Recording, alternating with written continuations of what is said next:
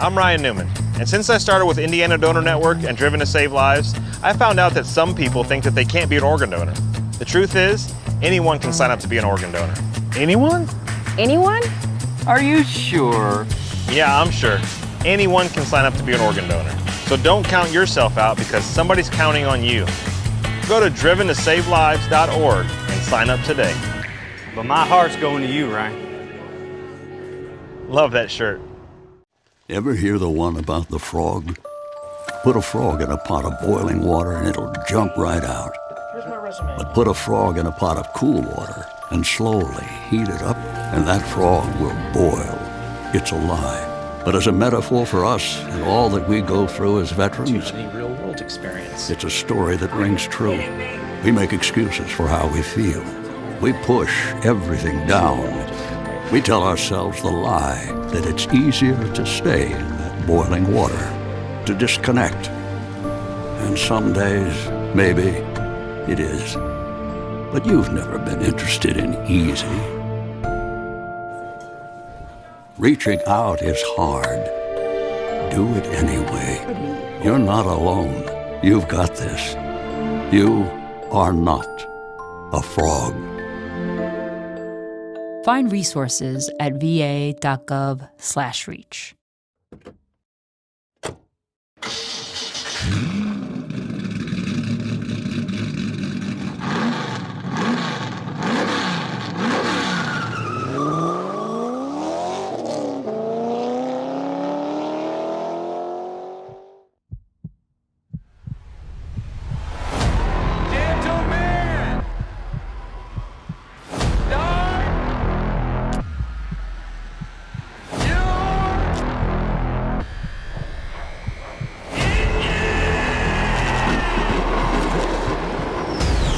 Green rolling.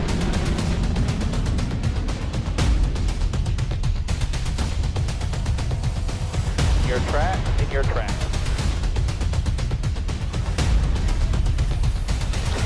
Check it up, check it up.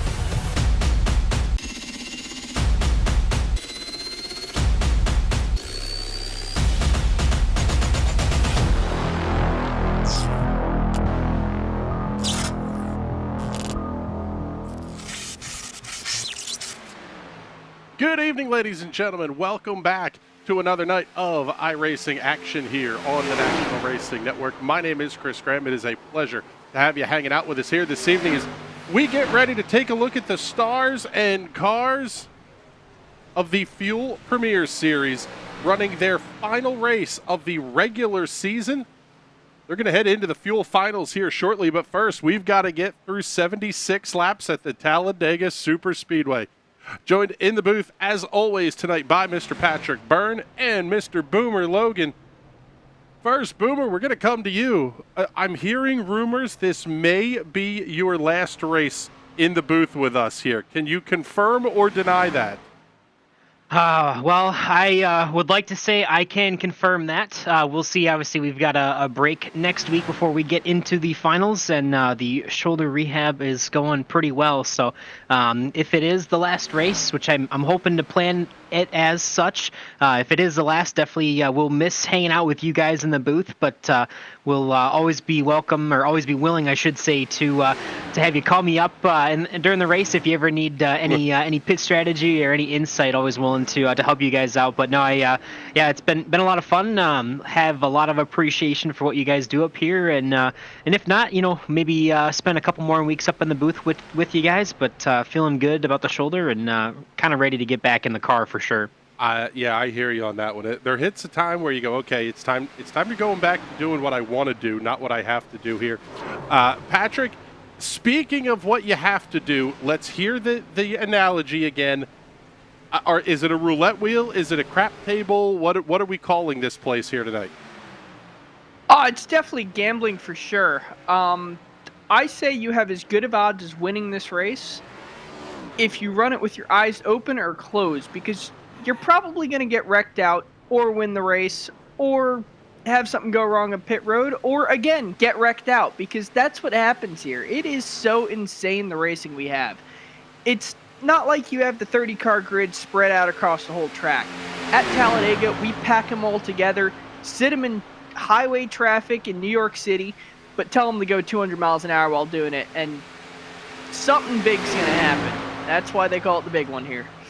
Yeah, let's take a look here at the track details tonight. Talladega Superspeedway, located in the heart of Talladega, Alabama. 2.66 miles, the world's biggest, baddest superspeedway. 33 degrees of banking in the corners, which is absolutely insane. Originally opened in 1969. Some say it was opened on an Indian burial ground. Some say it was just cursed by Bill France when they were building this place, but it's going to host round number 12 of the Fuel Premier Series Championship tonight, going 76 laps and frequently 4 wide like we see there down the back straightaway. Cautions will be called by iRacing. On the restarts, I believe they have actually no choose rule tonight. They're going to line up heads up as is. So 1, 2, 3, 4, 5, 6, 7, 8, etc. You will not have the ability to choose your line, which, quite frankly, I don't know that it's going to make that much of a difference here anyway. But they do have the open shots at the overtime period as well, should it come to that late in the race. Taking a look at the championship point standings. Oh, go ahead, Bizzle. I was going to say, the reason for no choose rule is because there's no advantage to the top line or bottom line. It's whatever line has the draft. So if you get rid of the choose rule at these tracks, it prevents teammates from trying to link up together and alter the race, maybe screwing up start from other guys, letting themselves get a big gap on everyone. Not having the choose rule here really makes everything a lot more fair for everyone. Yeah, probably. I think the intention there was to kind of make it just like the Cup Series, so kind of following in NASCAR's footsteps there as well. And quite frankly, it's why NASCAR doesn't have the choose rule at the super speedways either here. As we get ready to roll, Thomas Bressi has already locked up the regular season championship, an 89-point lead over Mike Stroll. That is absolutely ridiculous at this point. So checkered flag is out on the practice session. Thomas Bressi, no surprise, he's going to be your quick timer. 49.89 seconds. Now it is going to be single car qualifying, and it will be done in group fashion, meaning each driver will be on the speedway at the same time in their own separate kind of racetrack here. Kind of the normal way that iRacing does qualifications. Let's pick up first car. We're going to see one of the first cars we're going to see on the racetrack. The 00 of Alex Ficellio making his way into turn number 1. And we can also look at the 22 where Rob Ackley here. We'll get him up on the side-by-side for you.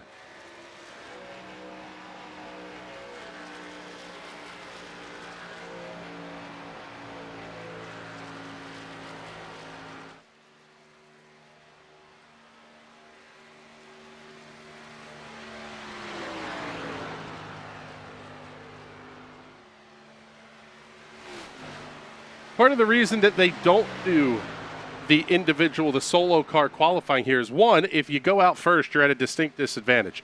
The other reason is it takes so darn long to get around this racetrack. We would be here for 45 minutes doing single car qualifying. As much as I know some of the fans enjoy that, nothing gets me excited about single car qualifying at Talladega. Not only that, if you had a 15-minute qualifying session, these drivers would wait to that very last possible moment just to make sure they weren't the first car out. Nobody wants to be the first car out. And then you end up only with one guy qualifying who decided to go out at the beginning and just get a lap time on the board. It's really, qualifying here is boring no matter how you do it, unfortunately. Yeah, you know what? I would even be okay with your roulette. I would say, let's do your roulette wheel idea for starting positions. Or pill draw, even. There you go. You do a pill draw, and then, just like Daytona at the beginning of the year, you got your duels. Just run 2 heats. One for the inside line, one for the outside line, and that's your qualifying. Make the heat short, 10 laps each. Lap time starting to come in. Brankusic going to be to the top of the board, 54.311 seconds, 54.311, the lap timer record for Brankusic. Ficellio, Owens, Ackley, Pistorius, your top 5.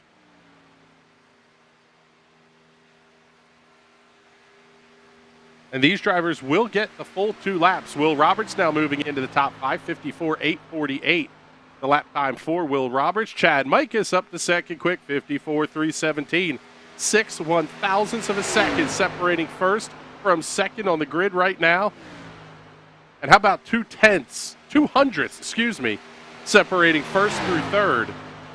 That's kind of insane. Brandon Bernhardt going to move up to 7th quick on the board. New quick time, Mike Stroll, top of the board. Stroll, last week, we're going to see him in those Yingling number 8 colors for the Bethlehem, Pennsylvania native. He's going to drop to second quick very quickly as Rob Ackley goes to the top of the charts. 54.204 seconds, 7 100ths faster than Hayden Pastorius. Now Will Roberts going to bump back up to second. Brandon Wengard moving back into third. We are going to have a ton of times here in very, very quickly. Rob Ackley already finished. How about Casey Lakatos moving to the top? He's going to be second quick after lap number 2. His run will come to a conclusion. Most of the field has taken time at this point.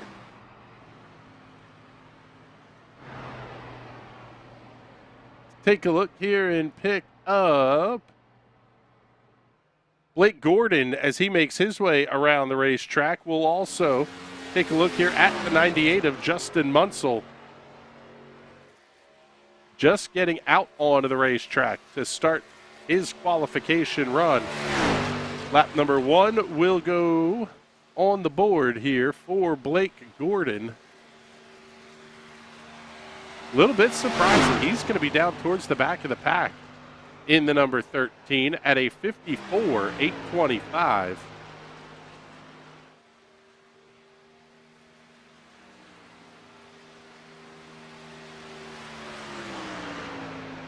See what the outlap is going to look like for the 98 of Justin Munsell. And again, these drivers are completing, because of where the pit lane exit is, the start-finish line is after pit exit. Lap number 1 is basically their outlap time, as Casey Lakatos moves up to second quick, 54.227. Brian McFerrin moving up into the 8th position at a 54.266. Very, very tight field here. Daco Parker going to slide up into the 9th position. Gordon 7th, McFerrin 8th. You can see Justin Munsell running that high lane around the outside here. Is that just to completely get the car wound up here, Boomer, or is that kind of a relic of old qualifying days, so to speak? I know a lot of guys will do it, and you actually see, we got one on the screen, I think that's Justin Munsell on the left there. You'll actually, rumor is that if you get too close to the wall, you will actually get a little bit of drag from the wall from whatever computer model there is for air. So I know a lot of people will actually hug or straddle the top white line on their outlap and then run the bottom on their second lap. So really the biggest thing about running the high side of the speedway is obviously it's longer because of the way the corners are arced. So it theoretically would give you more time to get up to speed. And obviously if you're in the top lane, as you kind of come down, you can gain speed as well. So I know at Daytona it's a big deal to come off of 4 at the top side of the racetrack and then cut down towards the bottom of the track to gain a little bit of speed as you go downhill, across the tri-oval to pick up speed. Obviously a little bit different here at Talladega because you see there the start-finish line is on the short chute, but definitely trying to maximize what you can in qualifying here to get as much speed as you can, and then your second lap always at the bottom, the shortest way all the way around the track for the fastest time. Well, Justin Munsell, not a bad lap there. He is going to be, 5th quick at a 54.25 for the lap time of record there for Justin Munsell.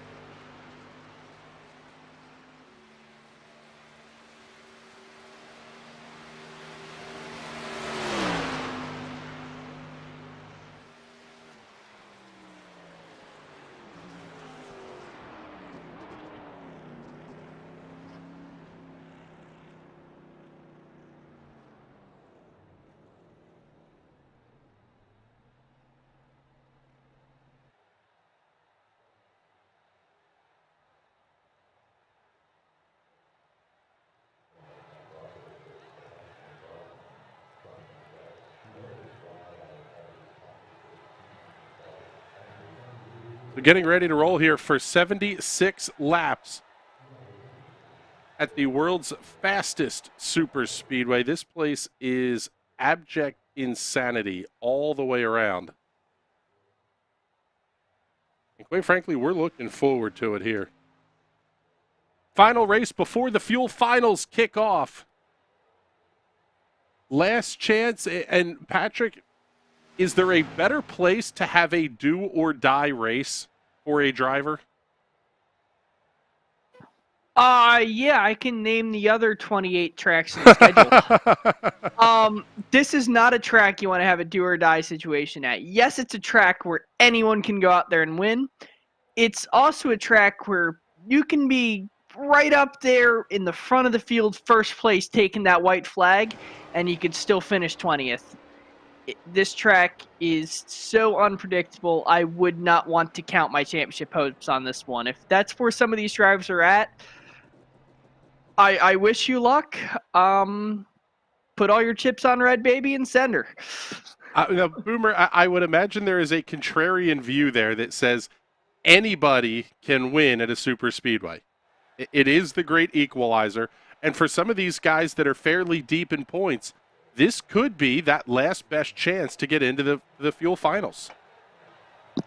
Oh yeah, for sure. I mean, there's a lot of guys tonight that are really hoping to try and make their way in on a win tonight. You know, it is kind of equalizer, as you said, but you know, you'll still look to see quite a few of our more talented drivers, especially the super speedway guys, make their way towards the front. And you got to be at the front to get there. But there's definitely still always a possibility for someone at the end to steal one, especially someone outside of the top 10 in points. I know Travis McQuistion is outside of the top 10 in points, so he actually takes one of the wild card spots with his win. So one wild card spot outside of the top 10 up for grabs tonight, and definitely going to be looking to see if one winner can grab that spot. I think the only one locked in on points, or could lock himself in on points, maybe Chad Mikas, but there's definitely going to be a lot of chaos around that last spot, that last wild card spot for tonight. Yeah, this is going to be a wild, wild evening. We'll see what's coming up here, but it is already time to go racing. Cars are going to start heading out towards the grid, and it will be our job to get you the starting lineup for tonight's race. Let's take a look here. Tonight's event, by the way, the Nerdy as Hell Podcast 200. Thank you very much for the Nerdy as Hell Podcast for stepping up not only for tonight's race award, but also for picking up the Rookie of the Year and the Rookie of the Race awards as well. Let's take a look here at your starting lineup for tonight's race. Rob Ackley and Casey Lakatos will occupy row number 1. Casey Shue and Chad Mikas on row 2. Justin Munsell and Will Roberts on row 3. Joe Dinsmore and Blake Gordon, nearly identical lap times on row 4. Same for row 5. Both of those drivers 6,200ths back. Brian McFerrin and Daco Parka. Cal Filarski and Brandon Wengard on row number 6.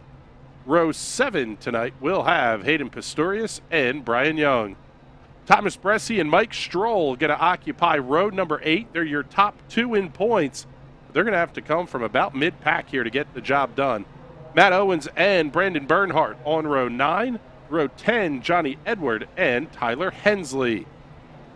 We have to go all the way back to row number 11 to find 1/10 of a second separating this field. Absolutely insane. Brett Kusick and Travis McQuistion will be on that 11th row. Row 12 will have Kyle Cooper and John Gervin. Row number 13, Alex Vincellio and Brian Keita. Justin Morton, Tyler Dulger on row 14. Row 15, Rich Engel and Gael Brooks. Don Rodwell Jr. and Riley Thompson will occupy the final row here this evening. It looks like Keita and Thompson will both be a did not start here this evening. So a tough break for those guys. We'll see if they're going to be able to get out onto the grid. Thompson didn't get a lap in qualifications either. Kita, on the other hand, going to lose 6 spots here right at the start of the race. This one here tonight, Patrick, is really, I know it's not your favorite place. However, it is definitely... no, it's one of my favorite places. Don't get me wrong on that. I absolutely love this track.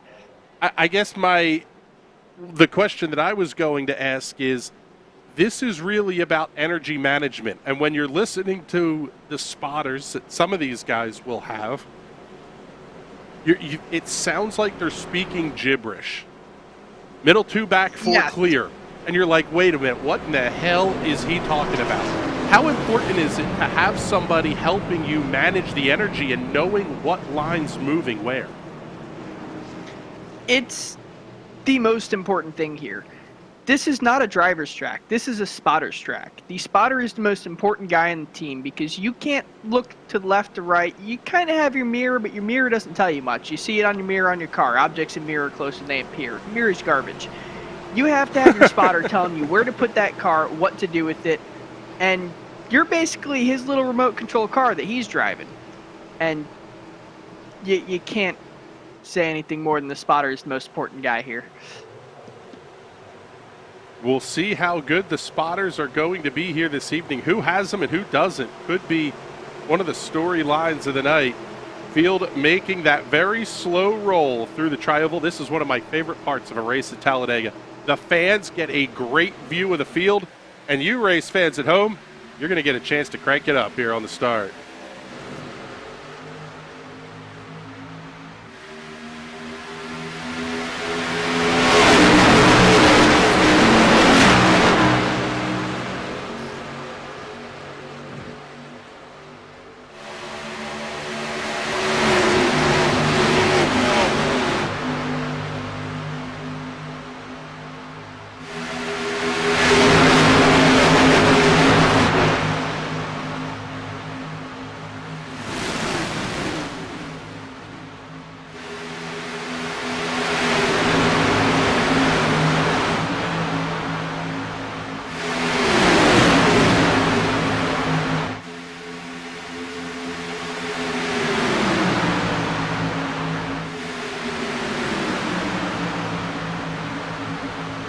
One lap is in the books.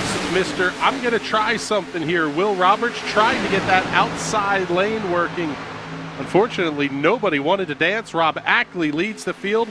He will be solo. It's a Delaware double file start here. Not for long, though. Casey Lakatos down to the inside. Going to be a drag race down the backstretch off at 2. It's still very early in the race, so nobody's making any real big gutsy move. Now's when you want to make friends. You want to show everyone else, hey, this is what I can do. This is what my car can do. This way, hopefully when you get to that last lap, they remember you and go, that guy's fast. I'm going to stick with him and push him up to the front. Boomer, one of the things that we kind of have to keep a look at here is the pit strategy. What are you hearing from down there on pit road? It sounds like it's about 30 laps is the stint length, so 2 stops will be required, but what are you hearing from these guys down pit side? Yeah, definitely hit the nail on the head with about 30 laps there, maybe 25 to 30, depending on if you're the leader or not. Obviously not a ton of fuel savings that you can do as the leader or really even sometimes in the field, but looking to have 2 pit stops for fuel, and it'll be interesting to see how cautions may play into that. Obviously, you could potentially go 60 laps. I don't think you're going to squeeze, 16 full laps of fuel, but if we have a lot of yellows, who knows? Maybe someone would be willing to try it, but it'll be interesting to see. Tires not nearly as much of a factor, but I tell you what, you may want to take them on the first pit stop just so you can have something a little bit better for later in the race if you do have to make a green flag pit stop and not have to skate around on that apron too much.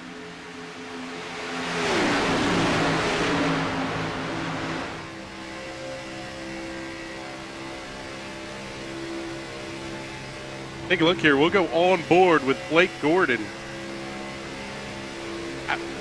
pretty much what you're going to see all night here, unless somebody makes a mistake. The reality is Talladega is not that difficult of a racetrack to drive. You put your foot down, ease the car in the corner, ease the car off the corner. The driving part isn't hard. This is a mental game for these drivers.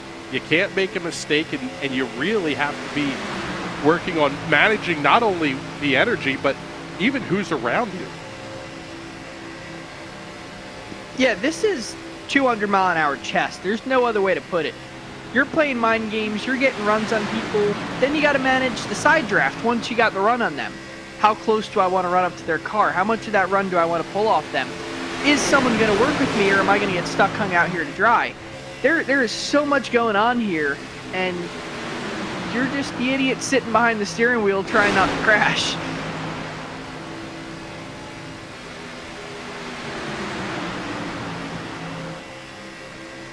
Oh, big moment. Wow. That's going to get everybody to scatter. That was towards the back of the pack.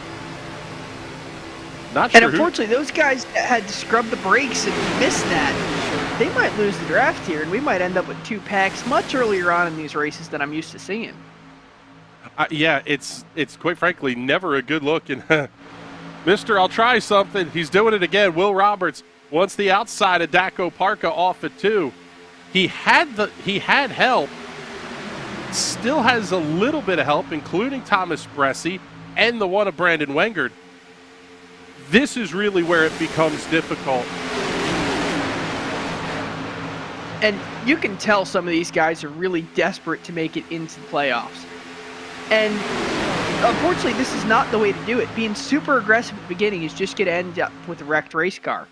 Now, try telling that to any of these drivers. They want to take that lead and they want to hold it the entire race, but gets risky doing that. We're 3 wide on lap 7. This is crazy. Yeah. They wanted to dance. They're going to do it here early on. Up on the outside of the racetrack is the 25 of Chad Mikas. The exit at turn 2 is really where the trouble spot is there, because as wide as this place is, it almost feels like it narrows out a little bit as you exit the straight, or as you exit turn 2. You kind of have to funnel everybody back in, and if the middle lane funnels up a little, the outside lane funnels down a little, now all of a sudden you got a big mess. Yeah, definitely can get quite hairy in a pinch. Obviously, Talladega being about 48 feet wide, which is 8 feet wider than Daytona. So you get a little bit more room to go 3 wide, but that 4th lane is definitely scary for sure. Just like at Daytona, 2 is comfortable and 3 is kind of messy. So we'll see, but definitely expect to see those guys on the outside lane, whether it's in the middle or the outside lane. If it is 3 wide, see those guys who can make it work up there be the ones who make the most moves through the field tonight. Brandon Wengard making the move now on Will Roberts up to the outside of the racetrack, down the back straightaway. It's only a 2-car tandem, though. Not going to have a whole lot of help there on the outside. And Boomer, something that comes to mind here is that this is still the old style of bodywork. It's not like the next-gen cars that are a little bit more ground effect heavy. These cars have a big side draft, and you can really push them well if you can get the bumpers locked up. Yeah, definitely. These cars can push really, really well, I would say. They all line up pretty well, and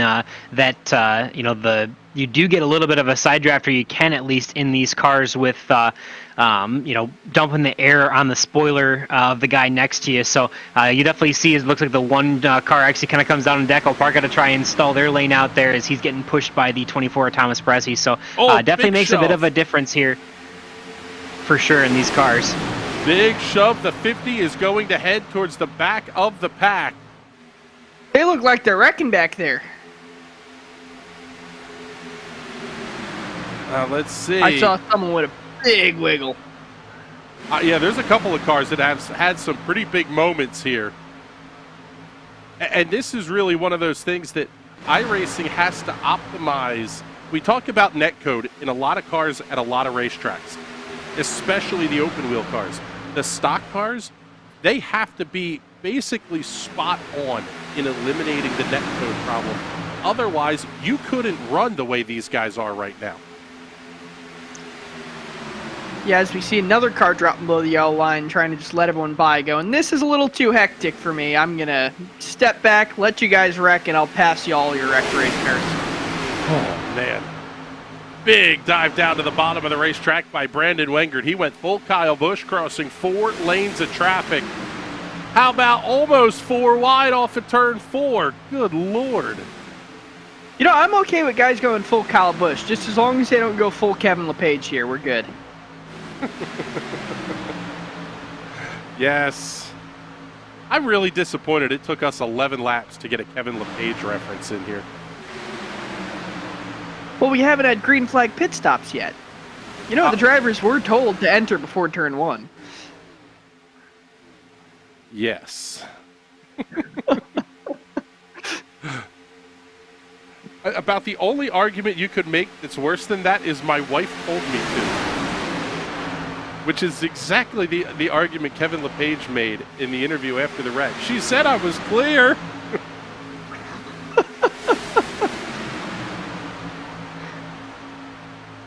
I forgot his wife used to be the spotter. That could get interesting.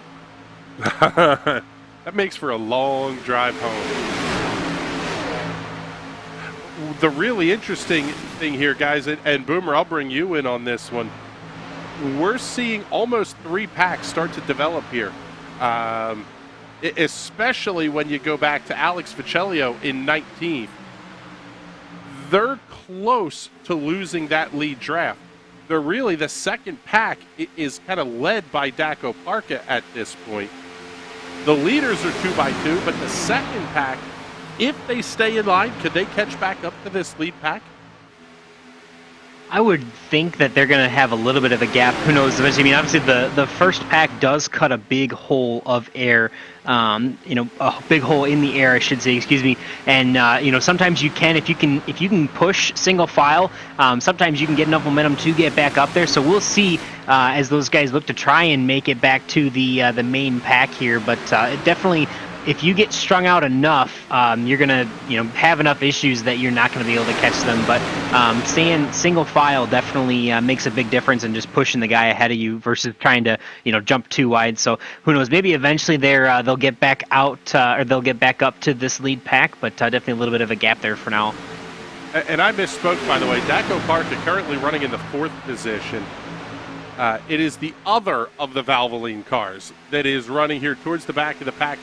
Maybe the 90 of Johnny Edward. We'll take a look here and get ready to pull this one up for you. It's actually even a little bit further than that. They're starting to catch back in. In fact, they have caught back up here. We'll take you side by side, show you the 93 of Travis McQuiston, Casey Latatos back there as well. What was 2 distinctly different packs is now all caught back up into one here as they work their way down the back straightaway. I can't believe some of the blocks that we're seeing here early. Blake Gordon, big move down to the inside of the racetrack, down the middle of the back straightaway, puts him in front of Brandon Wengert, moving Daco Parca to head the outside lane. I am truly surprised at what we're seeing here. I mean, we're halfway through a fuel run, and you got to make 2 stops, not 1. It doesn't make a whole lot of sense to me to be doing some of the beating and banging and really moving around stuff out here. Well, you're not understanding that this is the final race before we get into the playoffs. This is a win and you're in kind of scenario, and you have a whole field of drivers that wants to win. Don't you have to finish to win, though? Wow. You're thinking too much, man. Yeah, too logical for Talladega.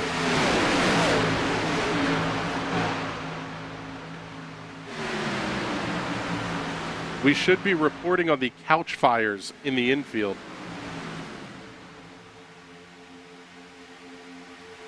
Hearing the parties on Talladega Boulevard were pretty impressive here last night. I tell you what else is impressive is that run by the 56 up on the outside of the racetrack. Just ahead of Casey Latatos.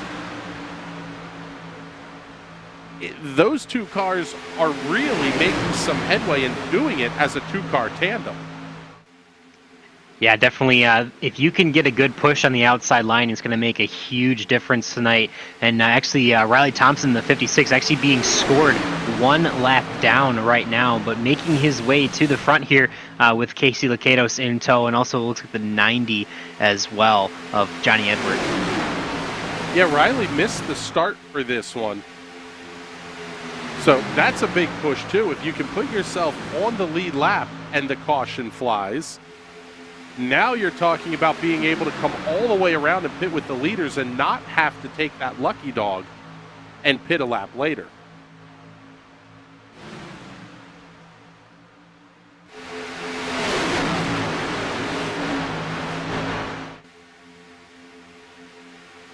Still 3 by 3 rows deep.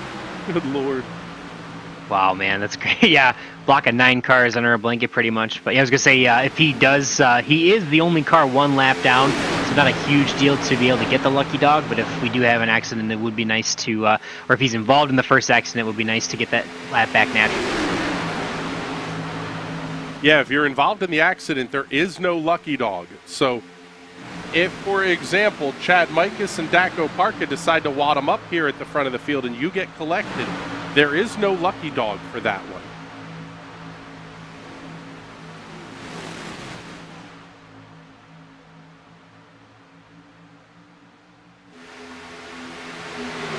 Good Lord. Oh, Parka down on the inside of the racetrack. That car was flat, squirrely. Now we see one bailing out. That's the one of Wengard. He's going to find a spot to slot himself back in line. The key there, Patrick, is you got to get up onto the banking before you get to turn 3. Otherwise, you're going to junk a bunch of race cars. Yeah, you have two options if you're not back on the track before you get to the banking. Option number 1 is jump back up and either LePage the field or get lucky. Option 2 is slam the brake pedal, throw your race away, end up losing the thing, but you don't wreck any race cars. Neither option is any good. So you really have to kind of push your way back up onto the track before you get onto the banking.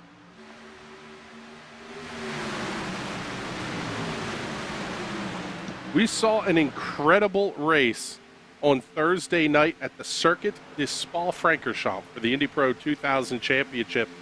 We're working on back-to-back spectacular shows here tonight as we are 19 laps into this one. Riley Thompson back at the head of the field. So he is on the lead lap, albeit the very tail end of the lead lap.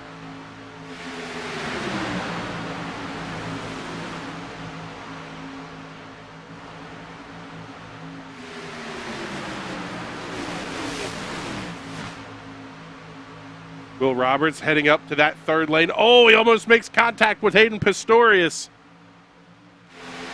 New race, leader 1 and 2, Thomas Gressy.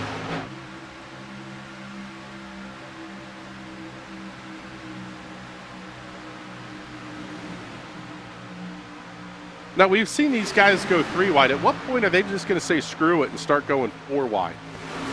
Do we wait think for you one got to to get go? pretty aggressive. I think you got to get aggressive at the end. So hopefully they wait a while, but who knows? It'll be interesting to see. At least from our point, I'd love to see it now. The 5 of Tyler Hensley just ahead of the lead pack. He is now he will soon be the first car 1 lap down. However, if Riley Thompson kind of holds where he is and Hensley lets the pack go by, Thompson may be able to go back into that lucky dog position just kind of organically. That's exactly what we're seeing there down the backstretch.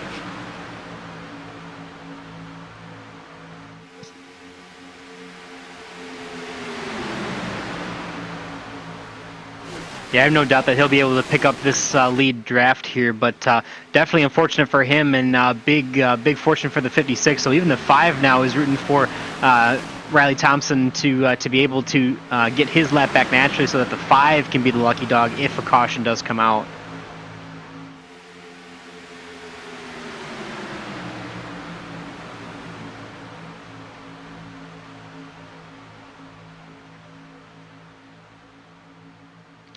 think someone who is excited to see that the 5 is at the end of the pack here is the 25 of Chad Mikus. From what I heard at the beginning of the race, Chad needed 1 point over Hayden to make it into the finals here. So if the 5 slips up here and does not manage to get back on the lead lap, Chad Mikus could pass him for the championship battle, the last spot in the Fuel Finals for this season.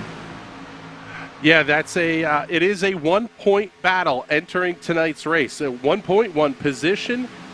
However, if we get a new winner, that could throw that thing completely out the window as well. So if you're Chad Mikus, or Tyler Hensley for that matter, you really do need to fight for this win.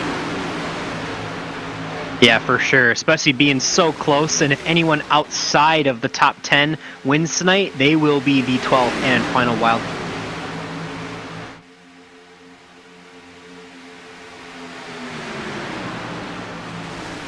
This one's going to be fun. Casey Lacados, Blake Gordon, now running side by side at the head of the field. Aiden Pistorius, Johnny Edward on row number 2. Will Roberts, Thomas Bressie, on row number 3.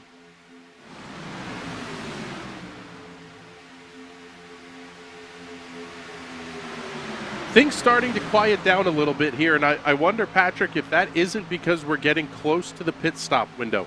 If you were out front for a large portion of this, you're going to have to start working your way down to the inside lane. You can't hit off of turn number 4 if there's a line of cars to your inside. Yeah, and especially if you've been out front, you're using a hell of a lot more fuel than those guys sitting back there in the draft. So you really got to be thinking about it. You got to hop down to the inside. Even if you were in second, you might fall back to 5th, you might fall back to 20th, but you got to get down there and make your pit stop. Otherwise, you're not going to finish this race. I want to thank everybody tuned in here on YouTube and on Twitch. If you're liking the show, give the video a like and a share. The best way you can help us out and help us grow the brand here. Everything for the brand. Wow, big dive inside for Blake Gordon. Chops the nose off the 50 of Casey Lacados. Excuse me. I'll remember it, Casey, I promise. Who am I kidding? I'll go an entire season screwing his name up. Lacados to the head of the field. Big shove from Johnny Edward. Edward dips it down below the yellow line. He's able to get back up by the time they hit turn 3. Up on the outside of the racetrack, it's going to be the 2 of Will Roberts, the 12 of Matt Owens, and the 1 of Brandon Wenger.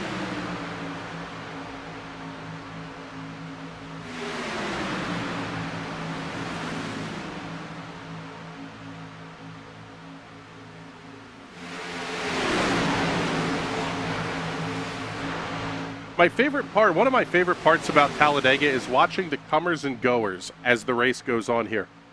Johnny Edward, currently running in the 2nd position, is up 17 spots from where he started tonight to be your primate pest elimination hard charger at this point. Matt Owens is up 13 as we get a 3rd line developing again on the outside of the racetrack.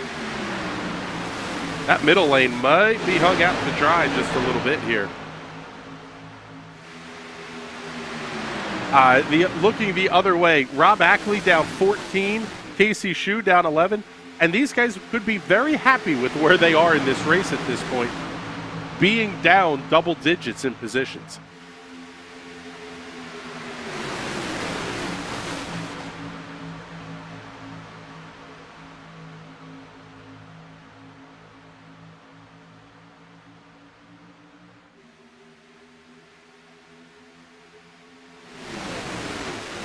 Boomer, having been driving for the Domination Intimidation Racing team, how heavy is the communication right now in the Discord as these guys are getting ready to start planning out the pit stops and how you're going to get lined up together, if at all possible?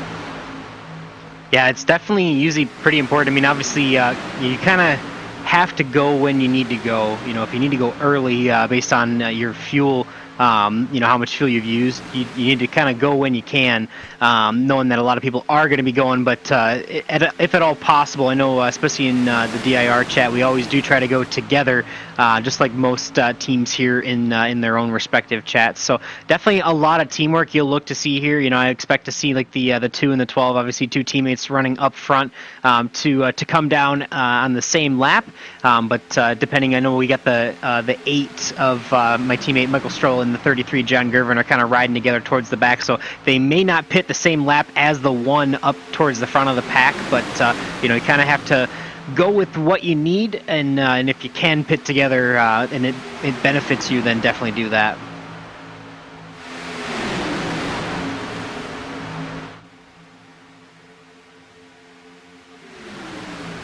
Definitely going to be an interesting one to watch here over the next handful of laps, because we heard anywhere, like Boomer said earlier, about 25 to a max of about 30 laps here, and we are currently working lap number 29 as Brandon Wenger gets shuffled out to the high side of the racetrack.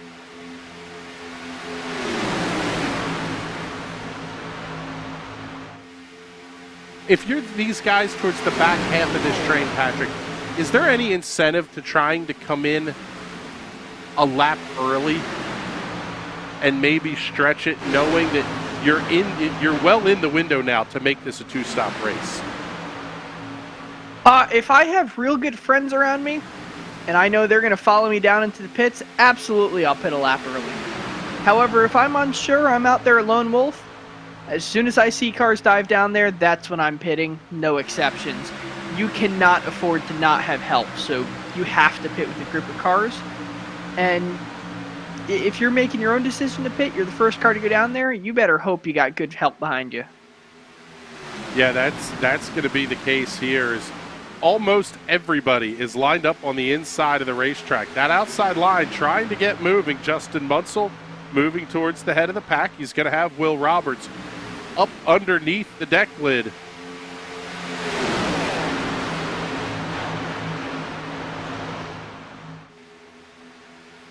Just behind Roberts is Matt Owens, running a pretty cool tribute paint scheme to his grandfather. And here we go. First batch of cars coming on pit lane.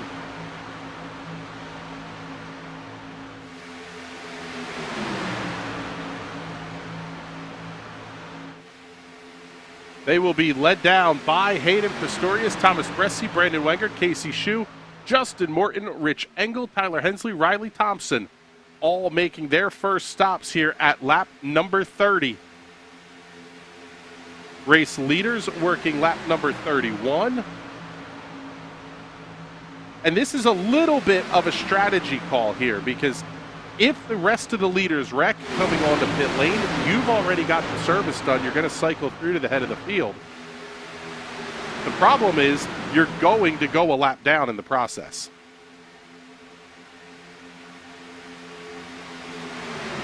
Yeah, however, we've seen drivers come back from this too.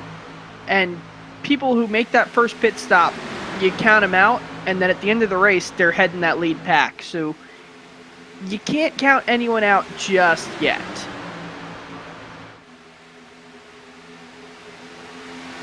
The other effect that this has, a cycle of green flag pit stops at Talladega typically gets the field significantly spread out.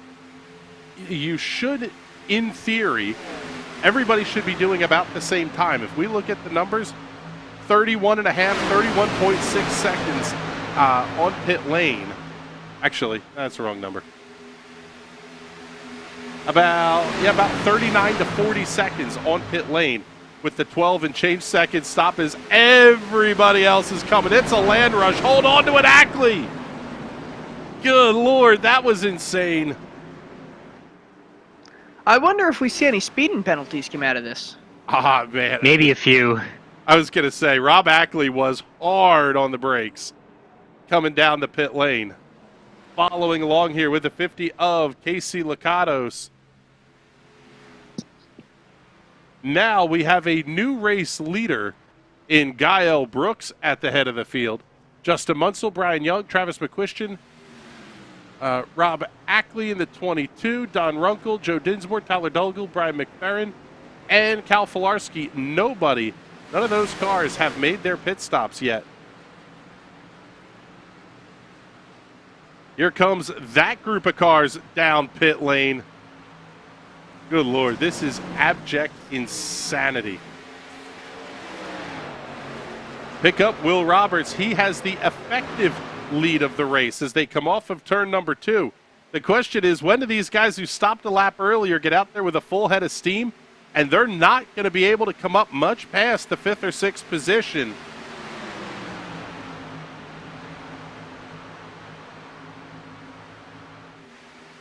There's Riley Thompson, still a lap down. Thomas Bresci, Hayden Pistorius.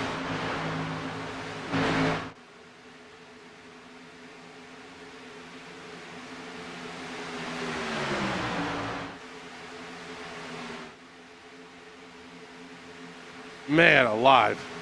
You see all these guys coming out of pit lane. They're going to do their best not to LePage the field.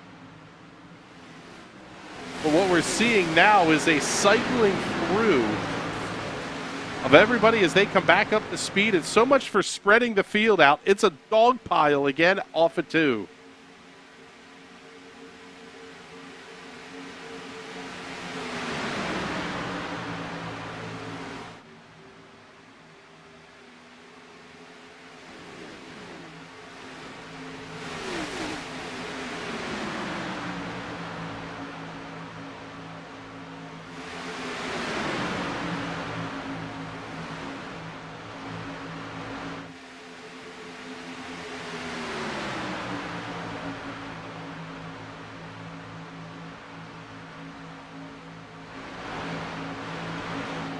Just a couple of laps shy of halfway already here. It'll be lap 38 when we hit the halfway point. We saw this earlier in the race. 2 packs had developed. Only took a handful of laps or so for that to close in. I would imagine there's no way the race leaders are going to start talking about playing nice. Oh, big moment there for Pistorius. How did he save that?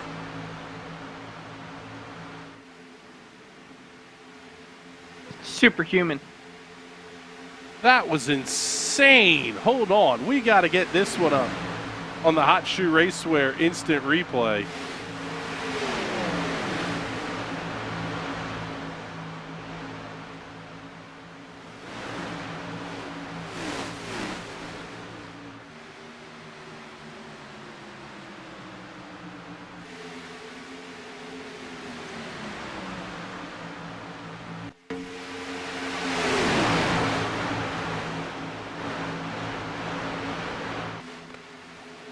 Pistorius down on the inside of the racetrack, way down below the yellow line. That car got loose at the entry to turn 3, and that was almost. That's all she wrote, but take a look at it now. We got Gael Brooks with a big push. Brian Young going to be there as well, also Joe Dinsmore. And these guys are going to catch this lead pack in a monster hurry.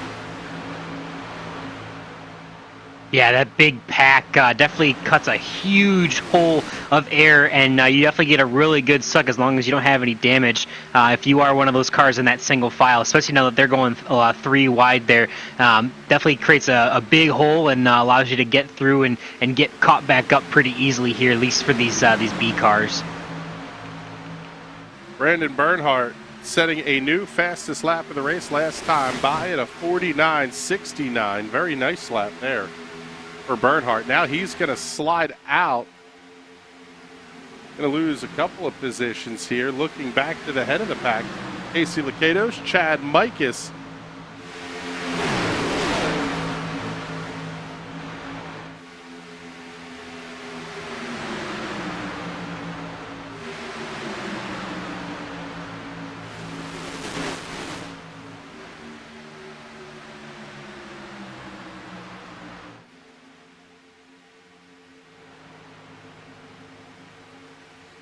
Oh, man, you feel like you want to try to catch your breath a little bit, and it's just not there. Yeah, there's not a lot of relaxing here at over 180, 190 miles an hour pretty much at all times other than when you're on pit road. So definitely a little nerve-wracking, and people start to get a little impatient here. Obviously, the end of this lap here is actually going to be our halfway bonus points. So looks like Chad Mikus going to pick up 10 bonus points here. That is going to be huge, as Tyler Hensley's not going to pick up a single bonus point. So big deal for the 25. They're getting all those bonus points halfway through this race. Getting the bonus points, it now makes it a 9-point gap here as we see the 50 of Casey Lakatos.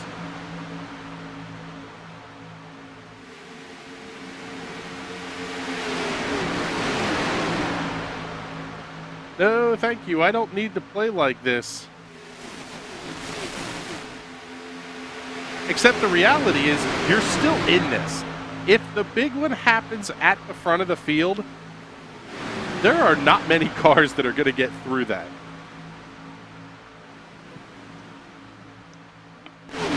Well, Talladega is a self-cleaning racetrack. It sees a pack of 40 cars, it'll take all of them out. You wreck on that bottom line, you're going to go right in that outside wall and then bounce right back down to the inside, completely blocking the track for anyone that's trying to pass.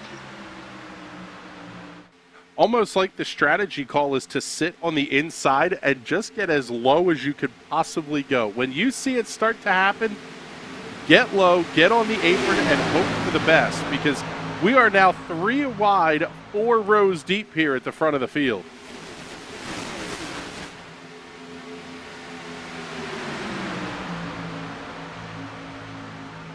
Oh man, catching up to lap traffic too. That is, I believe that is the 5 of Hensley. Lap traffic is always sketchy to get around at Talladega. And it's not like lap traffic did anything bad there. It's just these guys are 3 wide. There's nowhere for him to go, so the pack's going to have to split him, go around him somehow. And it's really, really tricky to do. I'll tell you what, an impressive job there by Tyler Hensley to keep that car on the apron all the way through turns 1 and 2. That was very, very close to LePaging the field if he bounced it up onto the racetrack. Oh, did we just have a car lose an engine? I think we did. Big hits towards the back of the pack. Caution is out. They are wadding up race cars towards the back of the field. I think we saw an engine go up in smoke. You know, I don't think we can call that big one, though. I only saw 3-4 cars involved. No, there's definitely more than that. Travis McQuistion piled up. Mike Stroll is on pit lane. 1. Yeah, Mike Stroll already receiving, going to go down and receive service. Looks like he looks okay from the pit lane view here. Oh no, he actually decides to. Well, he's maybe looking for his pit stall here. Yeah, that one that started up towards the outside of the racetrack. Pretty incredible. It took forever to see Brent Kusick having an issue. Let's take a look here as we'll go with Mike Stroll here. Yeah, that 81 car, I believe, blew a motor. And several cars going to be involved in this one.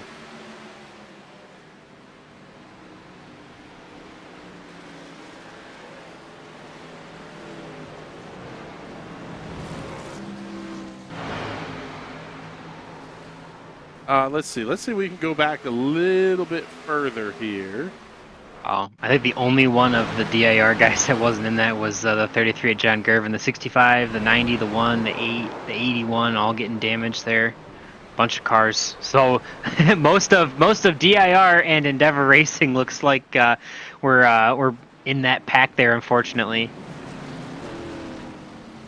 Man, that was a mess in turn 3. Gonna bring all of your leaders down pit lane here at lap number 41. I don't think you can make it from here. Especially not to overtime. No, definitely not. And definitely as you get longer in the race, you have to start thinking about having, somewhere between 6 laps of fuel, 6 or more, depending on how crazy these final restarts get and how many green white checkers we do end up using. Obviously, I already highlighted at the beginning of the broadcast that we will use an unlimited number of them. So definitely want to try and have enough fuel to make it all the way to the end and then some if you need to. This is the caution flag that Riley Thompson and Rich Engel wanted to see, as both of those cars should be able to get back around and onto the lead lap. Rich Engel sitting just ahead of your race leaders right now. Riley Thompson coming down pit lane at the completion of his lap number 41. But when he crosses the start-finish line, it'll put him back to the same lap 42 that the rest of the leaders are working. So outside of Mike Stroll and Tyler Hensley, we'll see everybody back on the lead lap. The cars that are currently still on pit lane getting service: Brandon Wengard, Brandon Bernhardt, Johnny Edward, Brent Kusick, also Tyler Hensley, and Michael Stroll. All of those cars involved in the incident here at lap number 40. You would think this would settle these guys down a little bit. Absolutely not.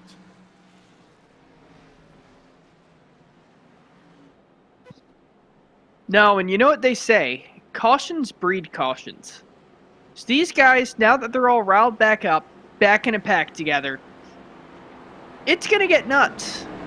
I wouldn't be surprised if we see caution after caution towards the finish, with everyone just trying to make their way up to the front, claw back up there, and try and get that win that puts them in the playoffs.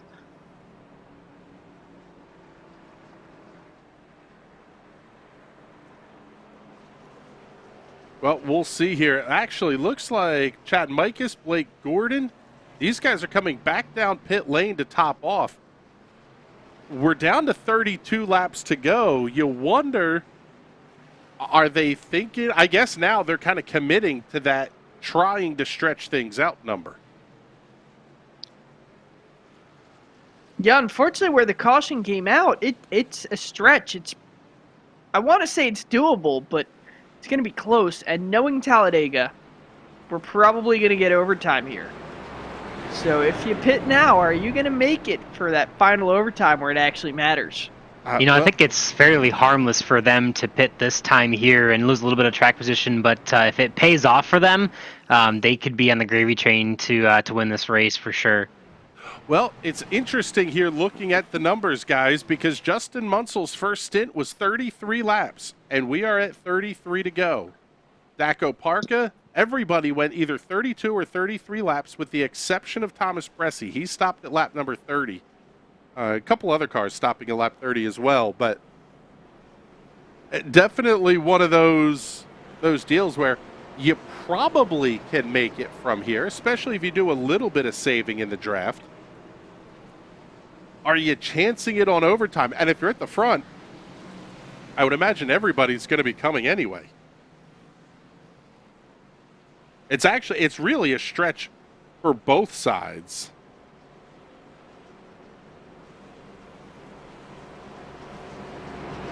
It's going to make it interesting when we come to the finish, that's for sure. As a broadcaster, you love to see the change in strategy.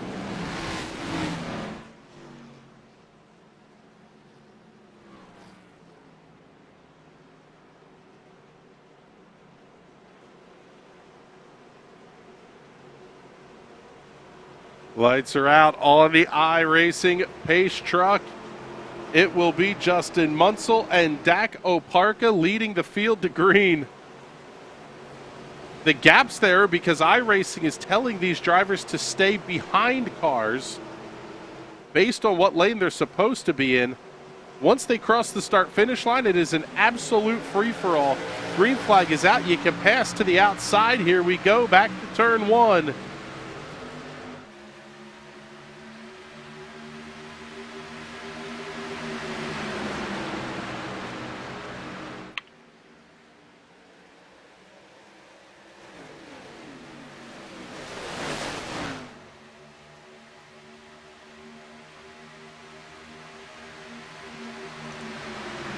Surprisingly, we see these drivers kind of settle in a little bit.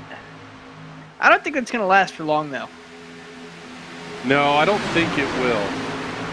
The dealer just pulled out another deck of cards. It's time to play some blackjack, boys. Well, and especially now where you're down to 32, 31 laps to go when they cross the line here.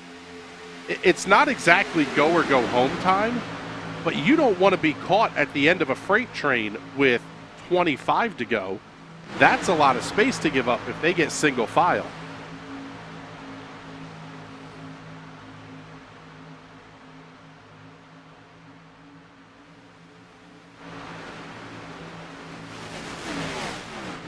Will Roberts holding on to the rear deck lid of Justin Munsell, your race leader on the inside. Up on the top side, going to be Daco Parka and Casey Lacados.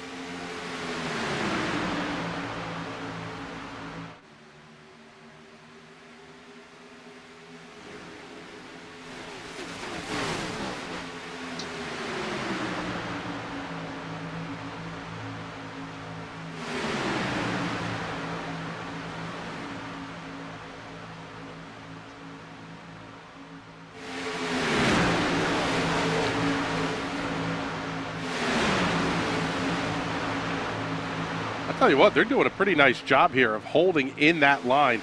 Great side drafting from Oparka mid-corner. Allows them to not lose too much ground as they run the longer line around the Talladega Superspeedway. Great shove down the back straightaway by Lacados. Going to put Daco Parka up to the head of the field.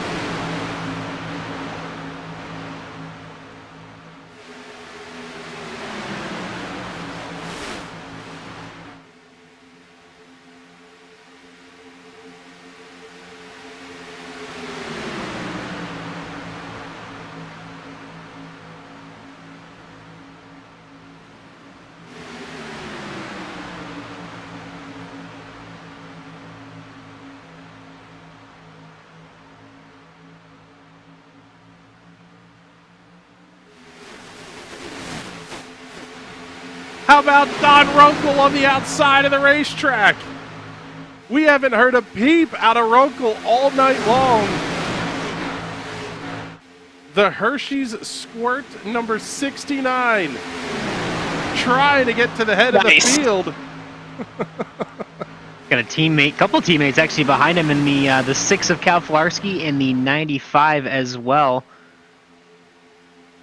So good company with Joe Dinsmore behind them as well. As look like they're gonna break up and duck down in the middle in the middle lane, I should say. Lacados is going to be absolutely hung out to dry here on the outside.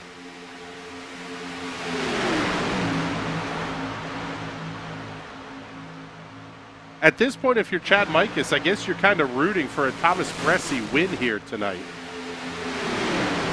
Travis McQuistion, he wouldn't be a bad pick. He was involved in that wreck. Now Hayden Pistorius going to move to the outside. He's got the shove from Blake Gordon. Oh, man, Gordon tried to slide down to the inside lane. Not anywhere close enough there. We definitely have a few winners in the top 5 from earlier in the season. Obviously, with now in 6, Travis McQuistion winning the first race of the season. If him or Thomas Bressi in 2nd position or Blake Gordon, who's currently 3rd, win this race, then Chad Mikas should be your last wild card spot. But that number 9 leading the field right now is definitely hungry for a win, as I'm sure is the 98 there. One of our rookies of the season really so far in Justin Munsell, also hungry for his first win here in Fuel. How about the 56 of Riley Thompson? That car was 1 lap down early in this race. Now running in the 9th position with 27 laps to go.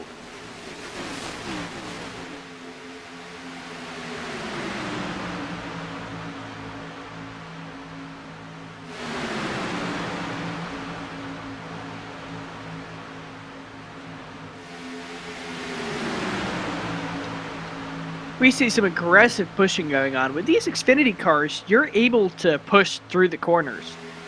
NASCAR doesn't allow it in these things, but I don't think there's such a rule in this league. Not quite a rule, but definitely not going to work for too long. Obviously, as we saw the 93 pushing the 98 out to the outside lane there. So definitely, it can be done. Probably not going to make a lot of friends doing it. And I know we've seen some big yellows from it in the past as well. Yeah, you don't want to be that guy. But if you and a teammate have it nailed down, oh man, do you go fast. Oh yeah, as a teammate, yeah. I know we don't usually encourage pushing in the corners at all, as they almost look to go 4 wide there. But we don't really encourage pushing in the corners unless it really is the last lap.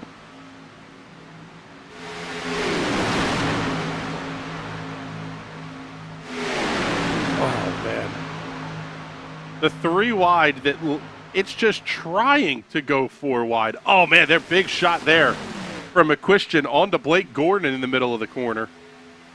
You can see how far ahead Gordon shot on corner exit. Bresci tried to block the run of Hayden Pistorius. Yeah, unfortunately, if you miss the block, you end up getting shuffled back, and they're swallowing him up on both sides. And that's sort of what we talked about with the energy management. It's not so much a block as it is trying to just take the momentum away from the lane that has it at the moment.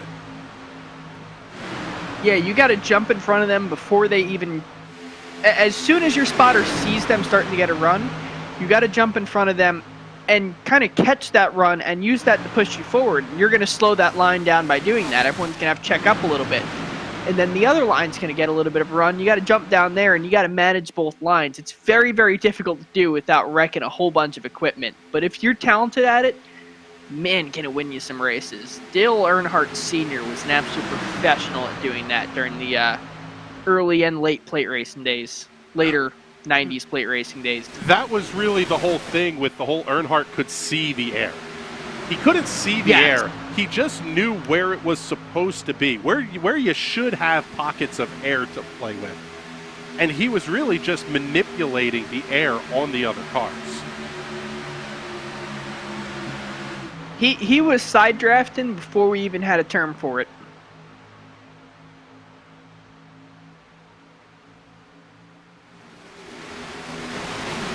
I'll bet you him and all those guys at Richard Childress, they spent a lot of time in the wind tunnel just playing with cars side by side in there, seeing exactly what they do at what points, and all of that work, it pays off.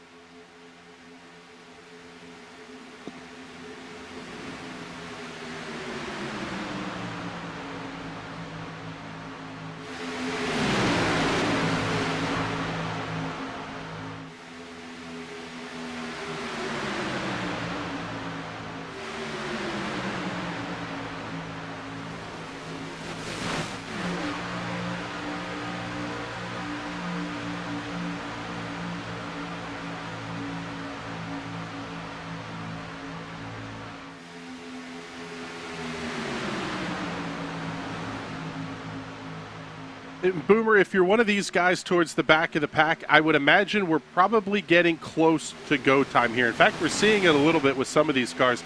Tyler Dulger in the 88, we haven't talked much about him all night. He's now up into the 9th position. You at least want to be able to say, I gave myself a shot late in the race. Yeah, for sure. It really kind of depends on where you're sitting right now. If you're outside the top 20, it is absolutely go time, and you need to start making your way towards the front. If you're closer to maybe 15th, you could probably afford to wait a few more laps. But really, as long as you're in this big pack, it makes a bigger difference. But, everyone is going to start. The urgency is going to move forward with the field as we go on and count these laps down. This is a 24-car pack from 1st to 24th, currently measured at 1.8 seconds. And that number is going to shrink as they get the 3 wide lines formed up. And you still have the question of, can you make it on fuel? And what do you do if we get the late yellow? If you get a yellow now, everybody's coming down pit lane. If you get a late yellow with 2-3 laps to go, maybe you take the chance on being able to stretch that out for the green-white check. Yeah, it kind of always depends on when the last caution flies, but yeah, if this caution comes within the next probably 10 to 15 laps, maybe 10 laps, everyone's going to be coming for sure.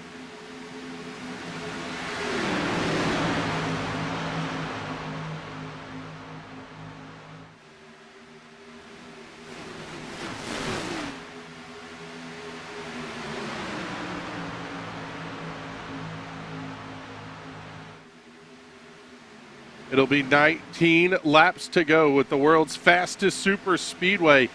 And I am shocked that we're seeing the lead cars space out like they are.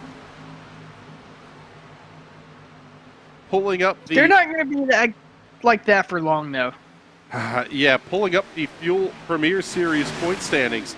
Your only race winners this season, Bressie, Morton, Gordon, and McQuistion. The closest one of those to the front is Thomas Bressie, I believe, in 12th. Every one of these guys from 12th on forward can punch their ticket into the Fuel Finals with a win here tonight.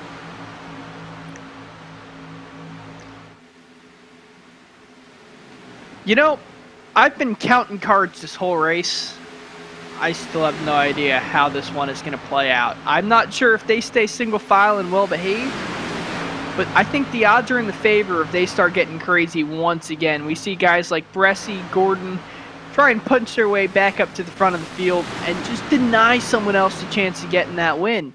Because anyone who gets in the playoffs that's not them is another competitor that they have to try and take down, and someone that could eliminate them further on in the championship.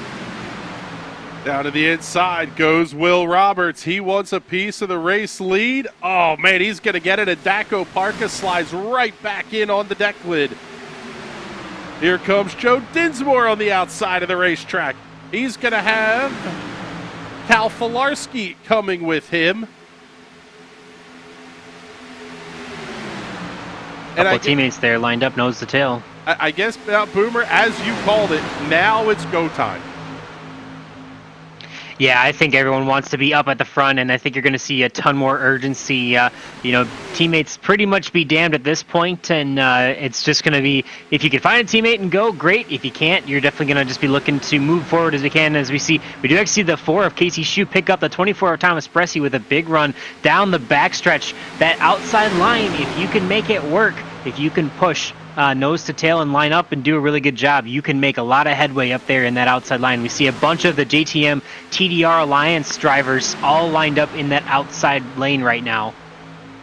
Oh man, this is going to be outstanding. It's the point in the race where you're watching it going, they're going to wreck. They can't do this for 16 more laps. And yet, with one exception tonight, we've seen them do it. I also think it's about the time in the race when you start to think, 4 wide's something we can do. We've seen it teased a time or two, maybe just from people kind of being a little bit aggressive, but no one's taken it just yet. I think the time for taking it 4 wide, if you see the opportunity, has come.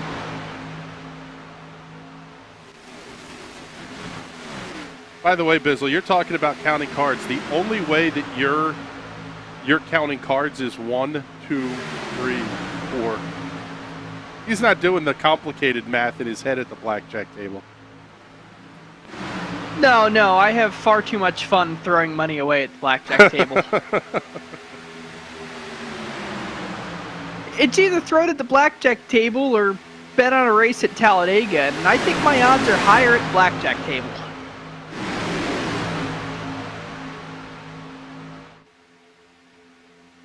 This pack of 23, 24 cars is still, now down to 23 cars, is still lined up nose to tail. Justin Munsell has fallen off the back.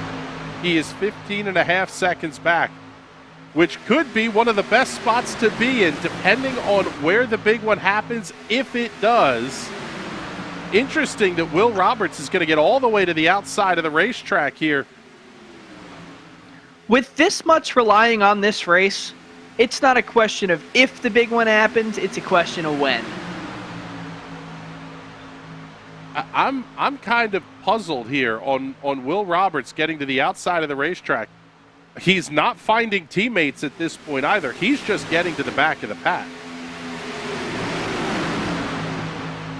Now, as a driver, some drivers are more tuned into it. I've been tuned in some races and not in others. Sometimes you can feel when the big one's going to happen. Maybe he's feeling that. He's dropping back, kind of has that gut instinct. And maybe in a lap or two, we'll see if he's right or not. Well, the 3 wide racing definitely settled down in a big way here. We're back to 2x2 and back to 13 laps to go here at the start-finish line.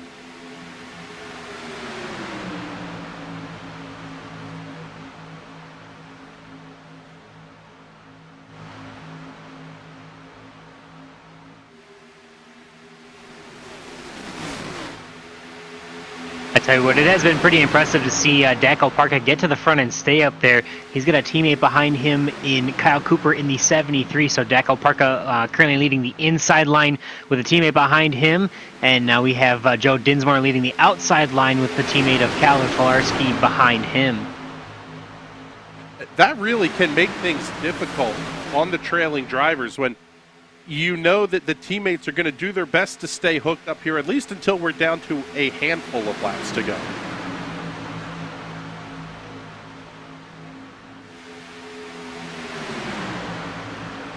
Or on the contrary, maybe even try to get around those teammates and try to disrupt that. But yeah, definitely gonna want to try and they're definitely gonna want to try and have those teammates pushing each other as much as they can. But you know, in about 10 laps or so, all bets are going to be off.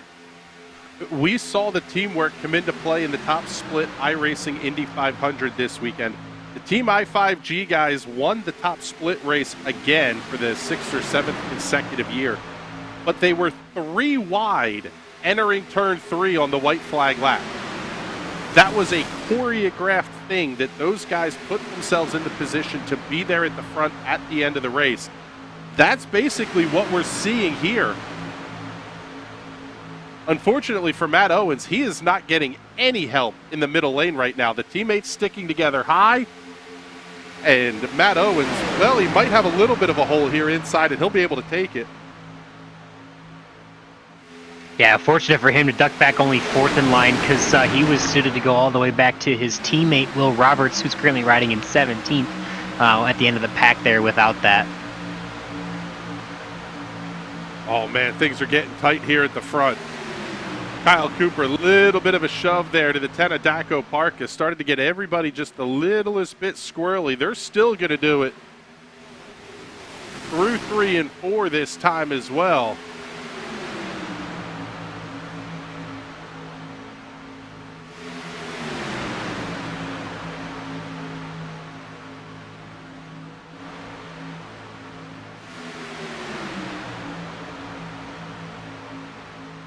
Johnny Edward checking in the comments here on YouTube saying, best race I've been in. If you're enjoying the show here, give it a like and a share. You're not going to want to miss the end of this one. 10 laps to go at Talladega. And they're going to catch lap traffic.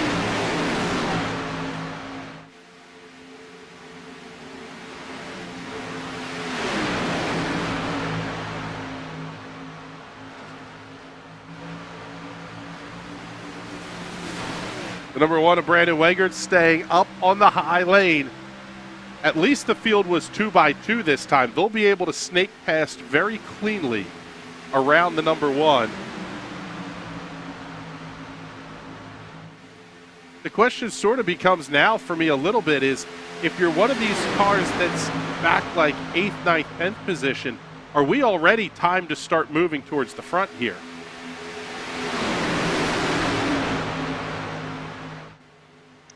I think if you're in the top 10, you're not too worried, but I think anyone outside the top 10, really, it's go time. That inside lane doing a very nice job of breaking away just a little bit here from Chad Mikus. You wonder if Mikus on the inside there isn't kind of dragging the brake a little bit, trying to form up a big run.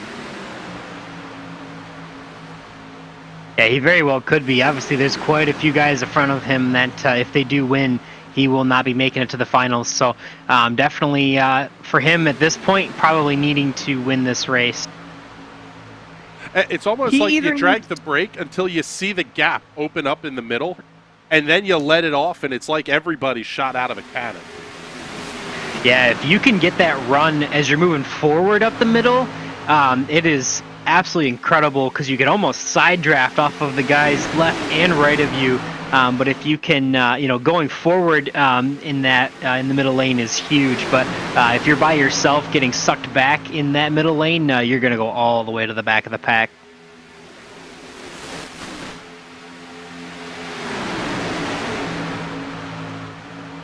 And Patrick, that really at this point is incumbent on Joe Dinsmore to control the outside lane and keep them down right alongside. Oh, wow.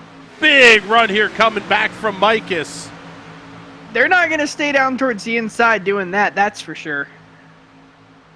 3 wide. Oh, a little bit of contact. Here it comes. Wow. Oh, Chad moved up. Dulger moved up too high, and oh my gosh. Wow. I mean, what a break for Chad. Oh my gosh. Almost getting collected there. I'm counting 10 cars involved in the second caution of the race at lap number 69. Wow, a bit of a wiggle and then maybe an overcorrection to get out of that way of that wiggle. You're seeing there, man, Rob Ackley probably done, the 69 probably done, the 2, the 93 maybe done. Wow. I'll tell you what. what. 08, the 71 in, but probably a little bit of damage to them. Go ahead.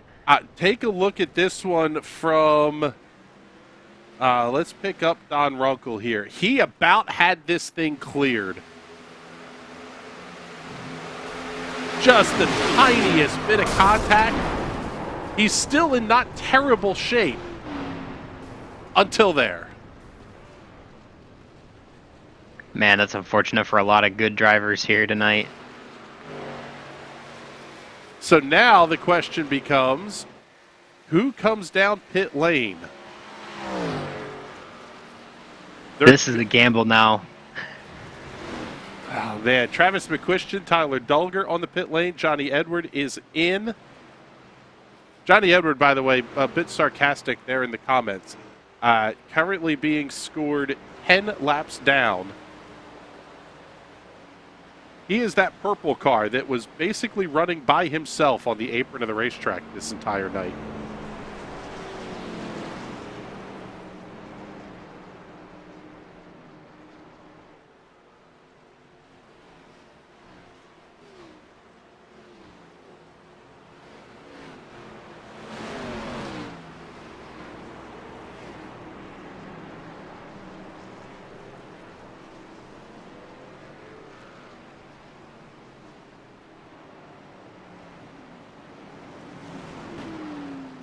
Oh, man. Oh, here we go. We've got some answers here. A handful of drivers making their way down pit lane. In fact, everybody from 10th place Casey Shue on back. Some of these cars will have damage. Others are just topping off here. I'm guessing under the thought process of we're going to have another yellow here. When you're down to 2 or 3 to go, sometimes with it taking a lap to really get up to speed, you might not have that yellow flag come out. Alternatively, with 5 laps to go, the odds are probably pretty good that we're going to have another yellow here. Yeah, go ahead, Patrick. But this close to the end, all the cars are super close together. Everyone can see the lead, and everyone can sniff that checker flag.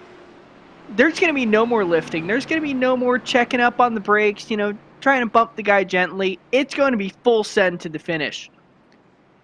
And I'm not sure we won't see some guys make some gutsy moves. I want to go back to something I said a long time ago. The only difference between a hero move and a zero move is whether or not the caution comes out.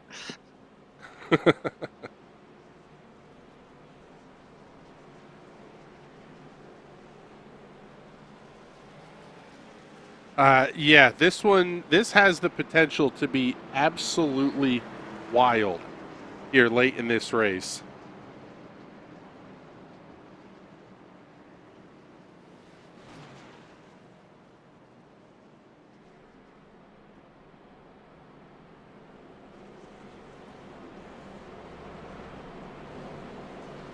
So our first in the lineup, our first winner in the lineup right now is sitting in 11th place of Thomas Bressie. We got Justin Morton back in 15th. I don't think you're going to see a lot of guys who have won already. We're definitely going to have a first-time winner here tonight. I can almost guarantee that. It'll be interesting to see for sure who that ends up being, but definitely unfortunate for Chad Mikas if he's not the one who can get it done. He's done everything he could as far as points go, but now really just needing to battle it out just like everyone else, even though he is in the final transfer spot right now on points. Anyone with a win will be jumping ahead of him and taking the final wild card spot. So definitely interesting with the wild card spot. They go to winners outside of the top 10 in points. And then so we do have one winner outside the top 10 currently, and that is the 93 of Travis McQuistion, which is why there's only one transfer spot for a wild card up for grabs. And Chad, unfortunately, probably not able to grab the 10th spot in the standings.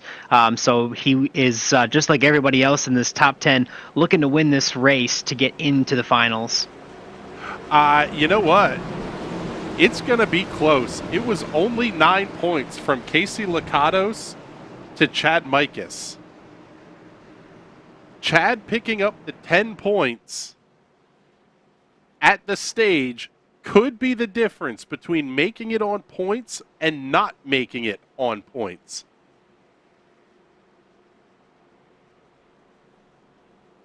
Right now, he doesn't have enough. He's going to either need Casey to have an issue, which, quite frankly, it's Talladega. That could very well happen. Or he's going to have to get at least 1 or 2 spots ahead of the 50.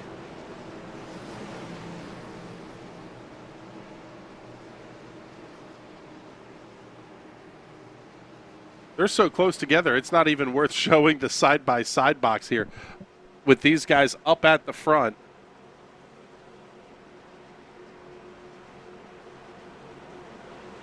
Oh, man, this is going to be intense. If you were going to share one of our videos, now's the time to do it.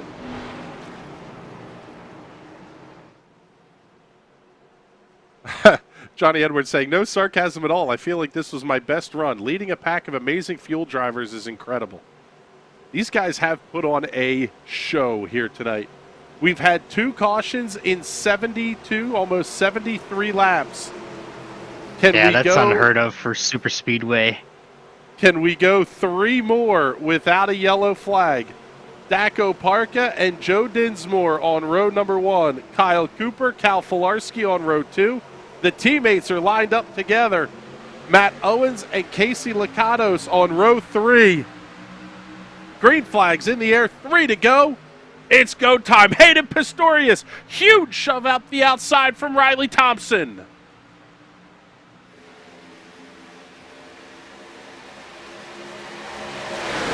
Teammates there looking to get them started on the outside row, trying to make some headway. Got to get clear of that 00 and start making their move down the back stretch, though.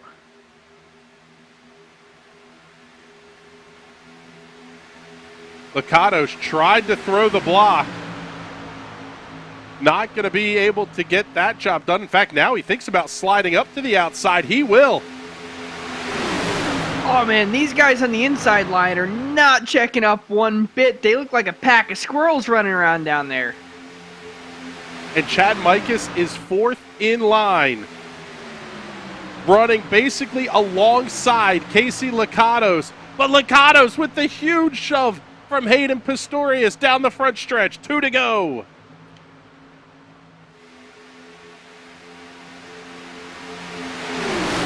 Who is in 20th right now, by the way? I think that's who we're looking for. Don Runkle at the back of this pack is in 15th. The 11 of Justin Morton is hanging back a little bit as well. As we are three wide into turn 3. Oh, man, the shoves are insane right now. 3 wide, a pack of squirrels, and no. Oh, big contact! Couple of cars hard into the wall. Casey Lakatos was one of them. Don Runkle going to be involved as well. Caution is out. Chad Mikas got through it.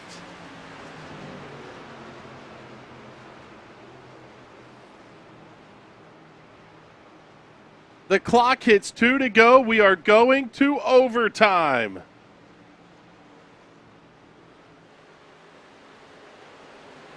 Oh my goodness. Casey Lakatos is still running, but I wonder if the car doesn't have some damage here. Yeah, you can see the back end of that car really beat up.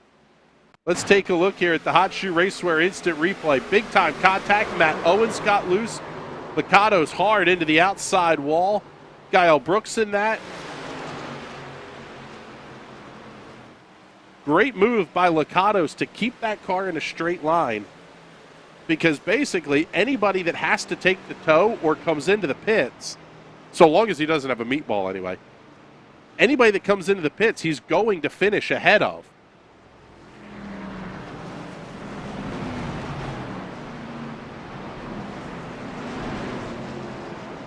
Take a look here. Show at half speed from the perspective of Don Runkle. You saw the contact between Matt Owens and the 6 of Cal Filarski.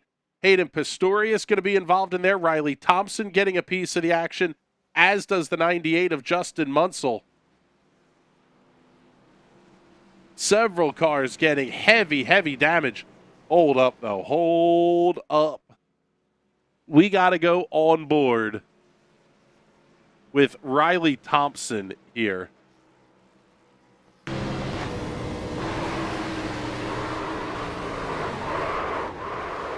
Couple of small bits of contact. Fights the wheel, gets the brakes locked down. He barely touched the thing. I sure hope he's not in VR because that was a hell of a lot of spinning. So now we've got a bunch of cars on the pit lane, including Brian McFerrin, who's on his way out after a 2.2 second stop. Very quick little top off of fuel there. And you wonder, are these guys at the front getting nervous on fuel? Rob Ackley, Justin Munsell, Will Roberts, all with extended stops. Guile Brooks making his way out, 27:42, the time of the stop there. 27:07, the time of the stop for John Gervin.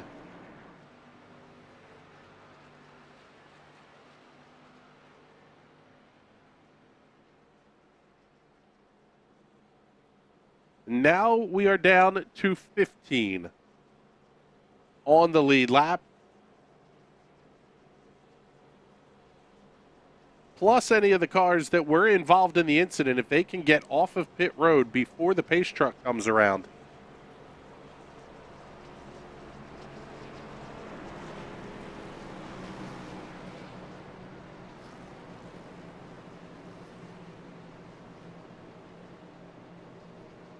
It'll be interesting to see here because now the 10 and the 73 teammates will line up side by side. They have been pushing each other in the last couple restarts.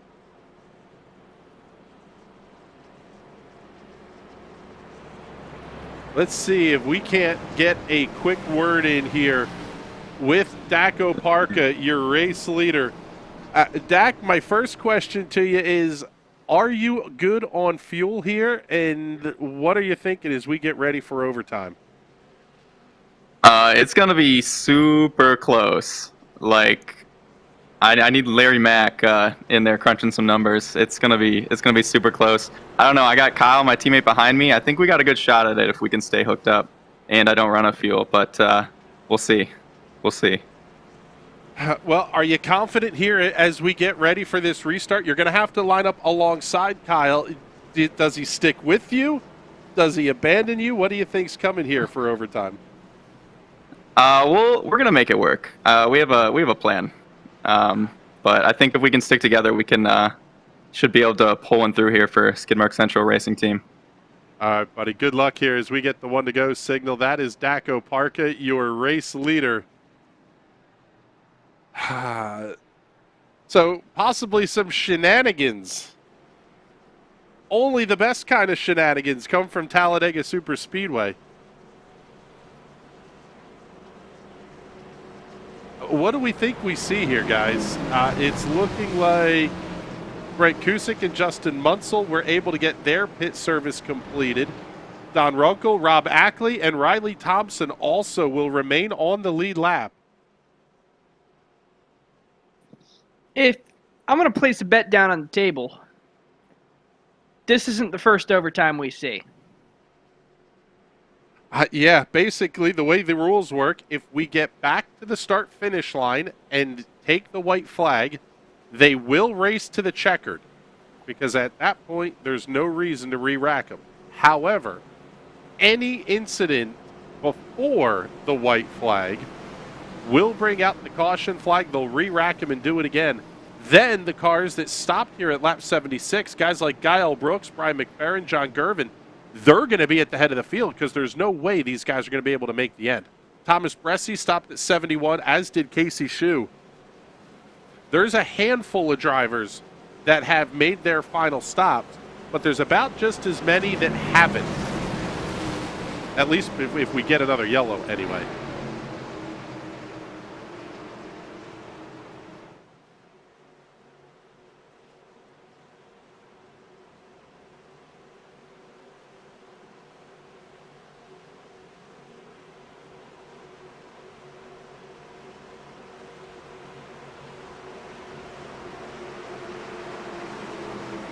Thank you to everybody tuned in on YouTube and on Twitch. This one's going to be fun.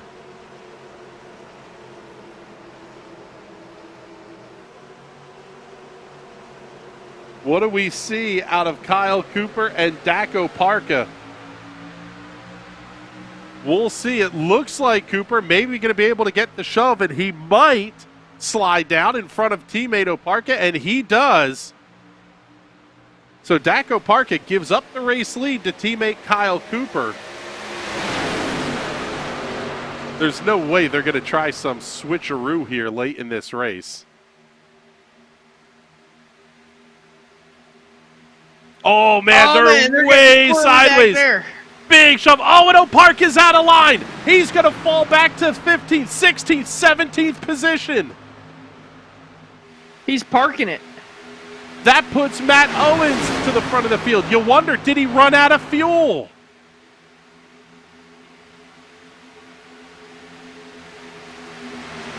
At a fueler, it looked like Kyle Cooper may have blinked a couple times. It was hard to tell. But yeah, definitely expecting maybe fuel there as we see a bunch of cars trying to go for it 3 wide on the final lap here. What a bizzle! White flag is out, 1 lap to go. It's the 00 of Alex Viccellio. Big slide down to the inside for Owens. He's going to fall towards the back. Now it's going to be Viccellio and Brian Young. Young led the point standings for a significant portion of the early part of this season until Thomas Bressie absolutely caught on fire. But is it going to be Casey Shue? He's got Tyler Hensley. Where did Tyler Hensley come from? He was laps down, now runs in the 4th position. Oh, they're making contact. Shue goes around. Everybody's wrecking behind them. It's going to be Alex Viccellio. He's got no competition. Through the tri-oval, checkered flag in the air. Alex Viccellio gets the win at Talladega. Thomas Bressie comes home 2nd. Justin Morton 3rd. How about it, guys? The top 5. Plus 24, plus 13, plus 24, plus 26, plus 15. That was incredible.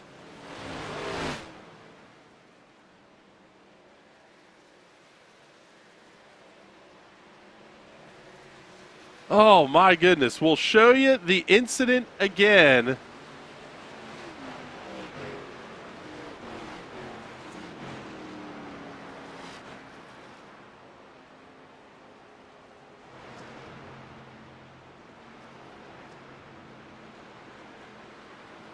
This is almost comical.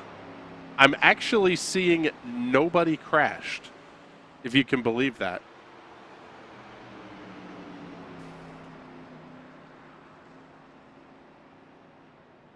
Let's see here. Here we go. Let's find Casey Shue. There was the mess off of turn 4. Let's take a look here and slide it back a little bit further.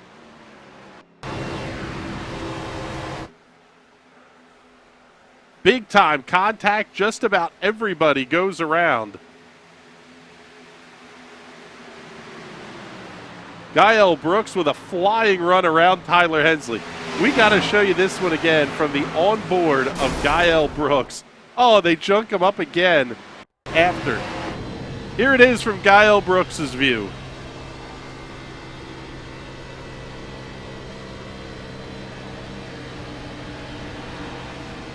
Hey, what a run there to keep it clean for Gael. He's actually going to be our hard charger for tonight, up 26 spots with that last lap heroic battle there. Oh my goodness. What a run. Let's get you the finishing order here from tonight's race. Alex Viccellio getting the win by a 10th and a third over Thomas Bresci. That was significantly closer than I thought it would be late. Justin Morton comes home third. Gael Brooks, Tyler Hensley, your top 5. Where in the hell did Tyler Hensley come from? What a drive. What a recovery drive by Tyler Hensley. Joe Dinsmore, Matt Owens, John Gervin, Justin Munsell, and Will Roberts complete your top 10. Casey Lakatos, Chad Mikas, 11th and 12th at the finish. That is going to be incredibly tight to figure out which of those two drivers. Well, actually, I guess neither one of them is going to make it. Let's see here. Yeah, because Alex Viccellio did not have a win. But he was 9th in points. Oh, so yeah, then if he was 9th in points, then I think that gives it to Chad. This is insane. We're going to need admins crunching Yeah, numbers for sure. in a big-time hurry here. I'm sure Cal Filarski is rushing to try to get these points in for us. Brian McFerrin, Casey Shue, Riley Thompson back through 15th. Let's finish the full field rundown here before we completely lose our minds.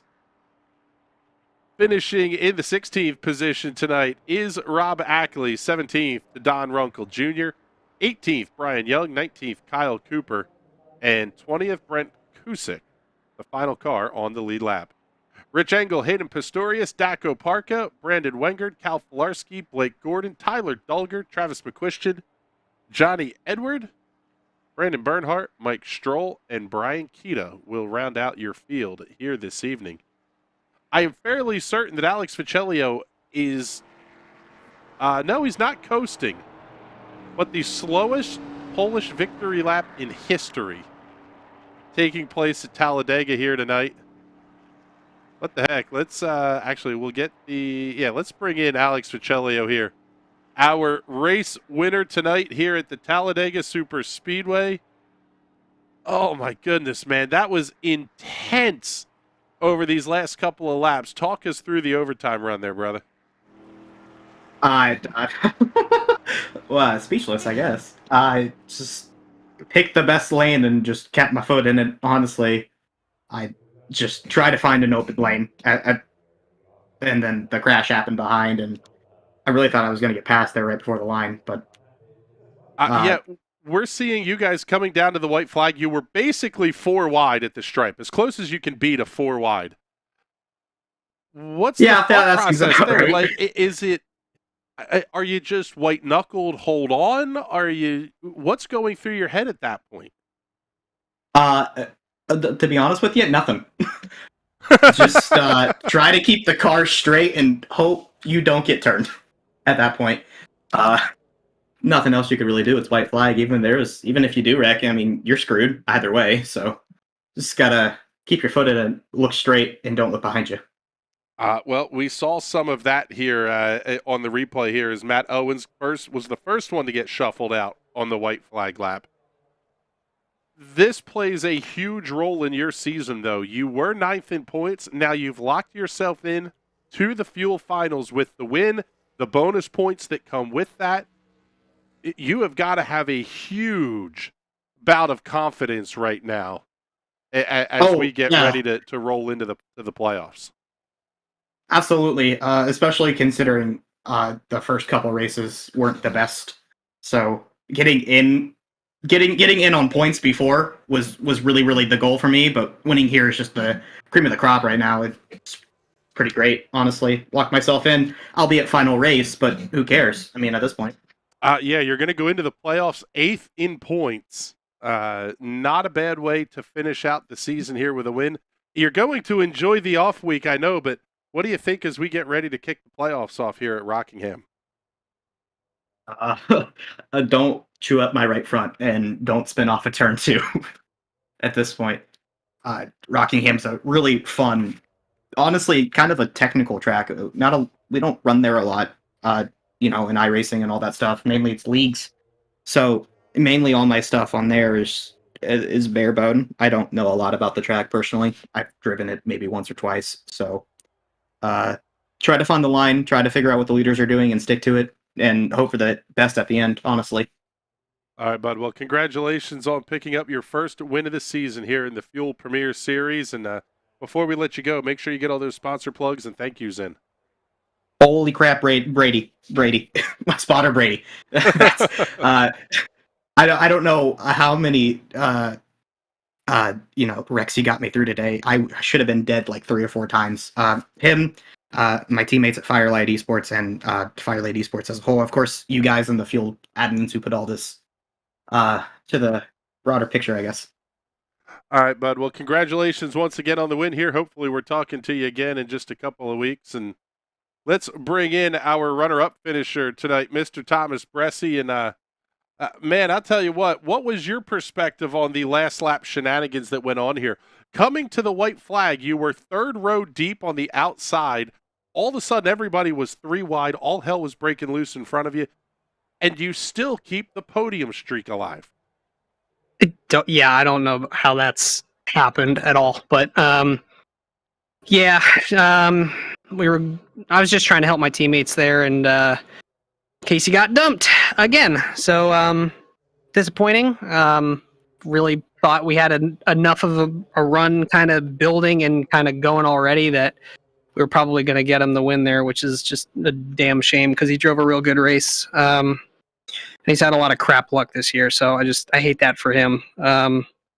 So one of them racing deals, I guess. But it was looking to be a good night, and then it just all went pear-shaped right at the end, as it likes to do. So happy about finishing second again. Obviously, that's cool, and the top 5 streak's still alive, which is great. I'm shocked about that, but I was just my goal tonight was, fingers crossed, keep that streak going, just because it would be cool. But I was really trying to help Tyler and Casey there, and fortunately, just didn't quite pan out. So there's a weird stack up or something stupid with a car on the apron, I think, at the beginning of the race that pretty much put Tyler a lap down the whole race and kind of missed out on halfway points and whatnot because of that. So he wasn't really in the mix till the end, and then we kind of just saw what happened to Casey. So tough deal. Congrats to Alex, though. Right place, right time there, and was definitely in the mix all night. Drove a good race as well. So we'll just get going in the Fuel Finals and see what we can do. All right, bud. Well, good luck here. Enjoy the off week and take the time to celebrate. Remember what the Memorial Day holiday is for. And before we let you go here, make sure we get all those sponsor plugs and thank yous in. I should know them by now. Still no sponsors. I mean, if anyone's interested, DMs are open, stuff. But shout out to the JT Motorsports guys, Tyler and Casey, just giving it everything that they do, and just hate that we came up a little bit short tonight as a team there, and TDR guys as well for working with us, and just you guys for putting the broadcast on, admins for putting the league together and everything, and hope everybody watching had a good time and enjoyed the show. All right, bud. Well, congratulations once again on the podium finish here tonight, and now it's time to bring in our 3rd place finisher here, Justin Morton. Justin, we made the call that you were a little ways back there at the start of the white flag lap. Not a ton, but was that intentional to try to give yourself some place to get through the mess that was infallibly coming?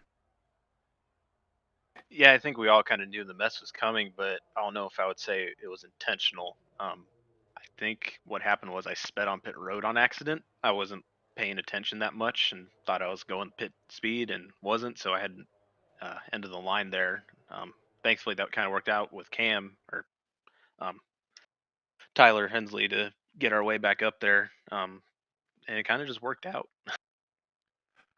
What are your thoughts here now as we're going to start looking ahead to the fuel finals here?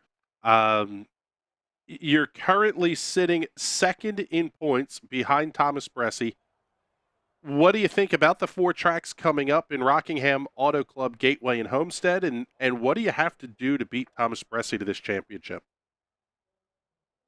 I think it's going to take a bit of luck for me to beat Thomas. He's finished in the top 5 every race, and since the first 2 races, he's finished first or second. So he's been super consistent, which feels a little unfair, but he's just really good at driving these cars. I guess I'll just have to get lucky or just put something together. I really enjoy most of the tracks we're going to. Gateway's my current home track, so I'll always enjoy driving that place.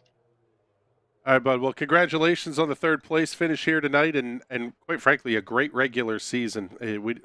We didn't get to talk to you enough for where you finished in the point standings, but congratulations on that. And before we let you go, get all the sponsor plugs and thank yous in.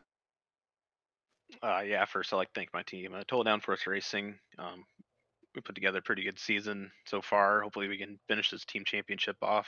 JT Motorsports for working with us and us working with them there. We were trying to get Casey to get that win there, but just kind of how plate racing can go sometimes at the end there. Pixel Dust for the awesome paint, Black Box for sponsoring us, and thank you guys for doing the broadcast. You guys have done a great job this season. Well, thank you much, sir. We appreciate those kind words. And as we go back to the live look, I will not be able to get this up in graphical format this quick, but we do have our playoff grid here, gentlemen. Thomas Bressie, Justin Morton, Mike Stroll, Rob Ackley, Blake Gordon, Justin Munsell, Brian Young. Those were your top 7 entering the night. They're going to stay right where they were. Alex Vicellio moves up to 8th in points with the win. Hayden Pistorius drops 1 spot. Casey Licados and Chad Mikas are your 2 final cars to make it into the show after Travis McQuistion took one of the wild cards with a 15th place finish in the point standings. These guys that we were concentrating and watching on, ultimately the battle actually came down to Tyler Hensley and Chad Mikas. 3 points separated Tyler Hensley from a spot in the fuel finals. Oh, man.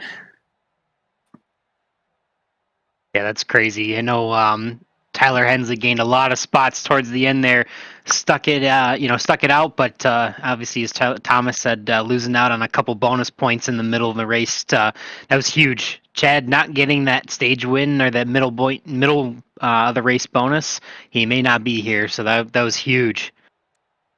Yeah, actually, even a couple of positions different, and Chad Mikas is out and Tyler Hensley is in. As a driver, Boomer, how do you put yourself in Tyler Hensley's shoes here? How do you put yourself in a mental position to move on and say, okay, I'm going to finish this season strong?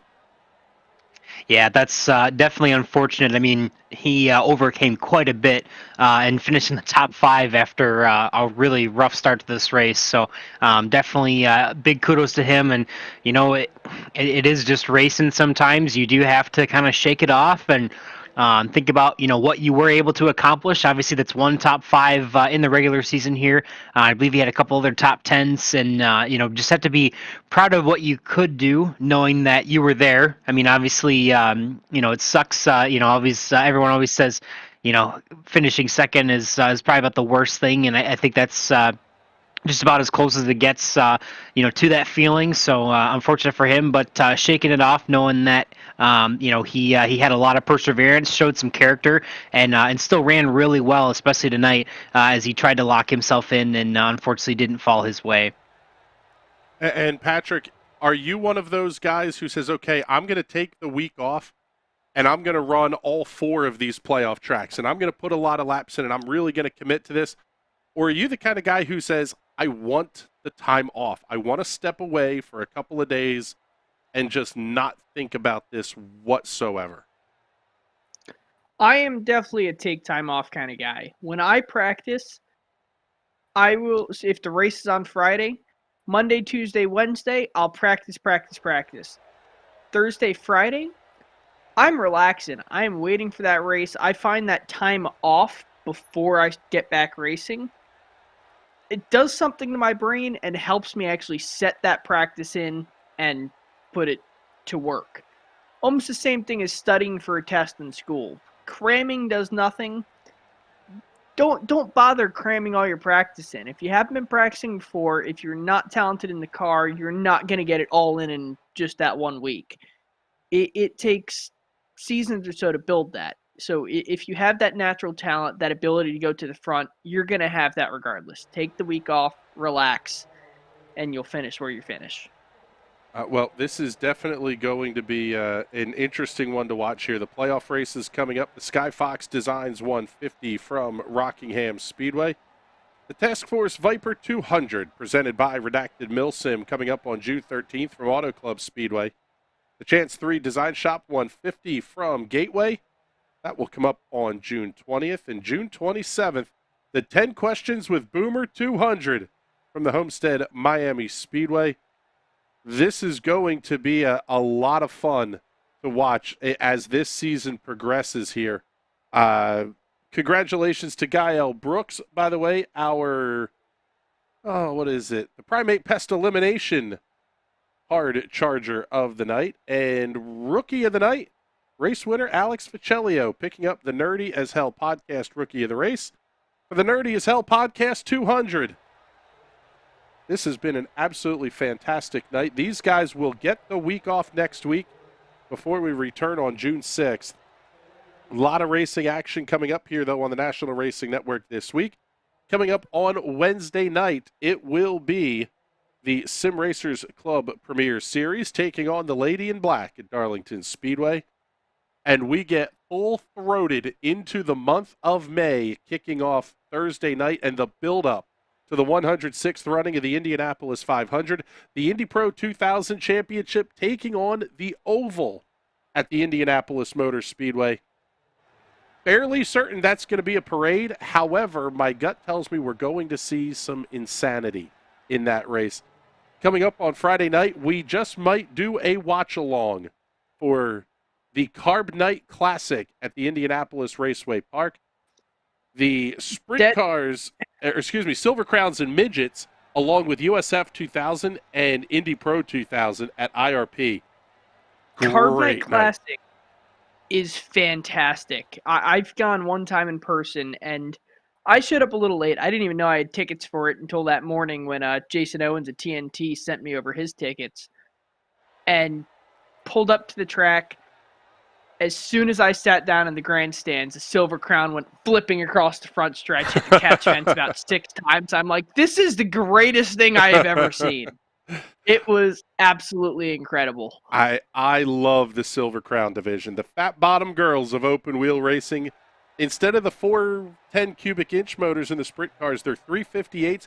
They are the champ cars now, and they put on an absolutely incredible show. If you have the subscription services, you need to see Cody Swanson drive a Silver Crown car at IRP. It is incredible to watch this guy. Cody Swanson, I just want to say, I had never heard that name before I went to Indy last year. I went there. He won the Silver Crown race. I believe he also won the midget race. Yes, he did. And then later that night, because Carb Night Classic got rained out, it was Saturday morning Classic. Later that night, I went down to Anderson to go watch Little 500. He was there. He damn near won that race, too. Yes, he did. And then I saw him on the television. Yeah, then he was on the television a couple months later running SRX, and I'm pretty sure he won that one as well.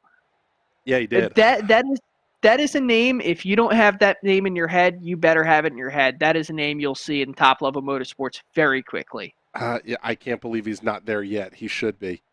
But then we Yes. also have, maybe we'll do a watch along for the little 500 at Anderson. I don't know. We'll see how crazy we feel like being this weekend. Sunday, we should have a watch along for the 106th running of the Indianapolis 500. I'm fairly certain most of the pizza at the Pagoda crew will actually be at the race. So we'll see how many of us are not there. Maybe we'll bring some special guests in. But yeah, a watch party for the greatest spectacle in racing coming up on Sunday. Oh man, I can't wait. This is heaven if you're a race fan. Monaco, Indy, Charlotte. Yes. It's the best please. weekend all year. Every bit of it. But with that, we are getting the heck out of here. It's time to go. We got work to do to get ready for all the shenanigans that are coming up this weekend. Boomer, thank you very much. I hope this is not our last chance to get you in the booth with us, but if it was, you were an absolute rock star, brother. We appreciate your help all season long. Hopefully you're back in the car. We'll say it that way. We'll bring you in as the in-race reporter. But, man, thank you. That was pretty impressive out of you this season, brother. Yeah, I appreciate it. It's been a lot of fun for me. Most of the announcing gigs that I do in real life are horse show and horses related. My wife's deep into that field, but it's fun to lend my voice to the broadcast here. And I can't say enough for you guys. It's been an absolute pleasure, and I really appreciate that we were able to put this together. As I've kind of been on injured reserve here with my shoulder surgery back in March. So if it is my last race and I am able to get back in the car for the first race of the finals, you're always welcome to pull me in whenever you need, and I really appreciate getting to work with you guys. It's been a blast, and you guys do great work. I'm glad to see this partnership with you guys and Fuel working out really well to start. Yeah, this one has been fun. We absolutely love this league. And with that, we are getting the heck out of here. For Patrick Byrne, Boomer Logan, and everybody here at the National Racing Network, my name is Chris Graham. Thank you so much for hanging out with us. We will talk to you all soon. Have a great night, everybody.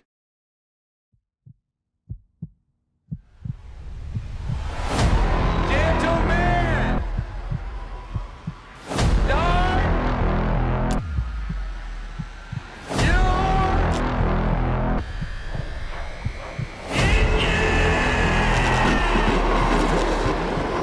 start your green, rolling.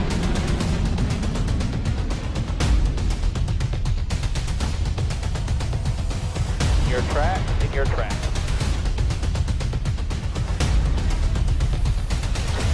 Check it up, check it up.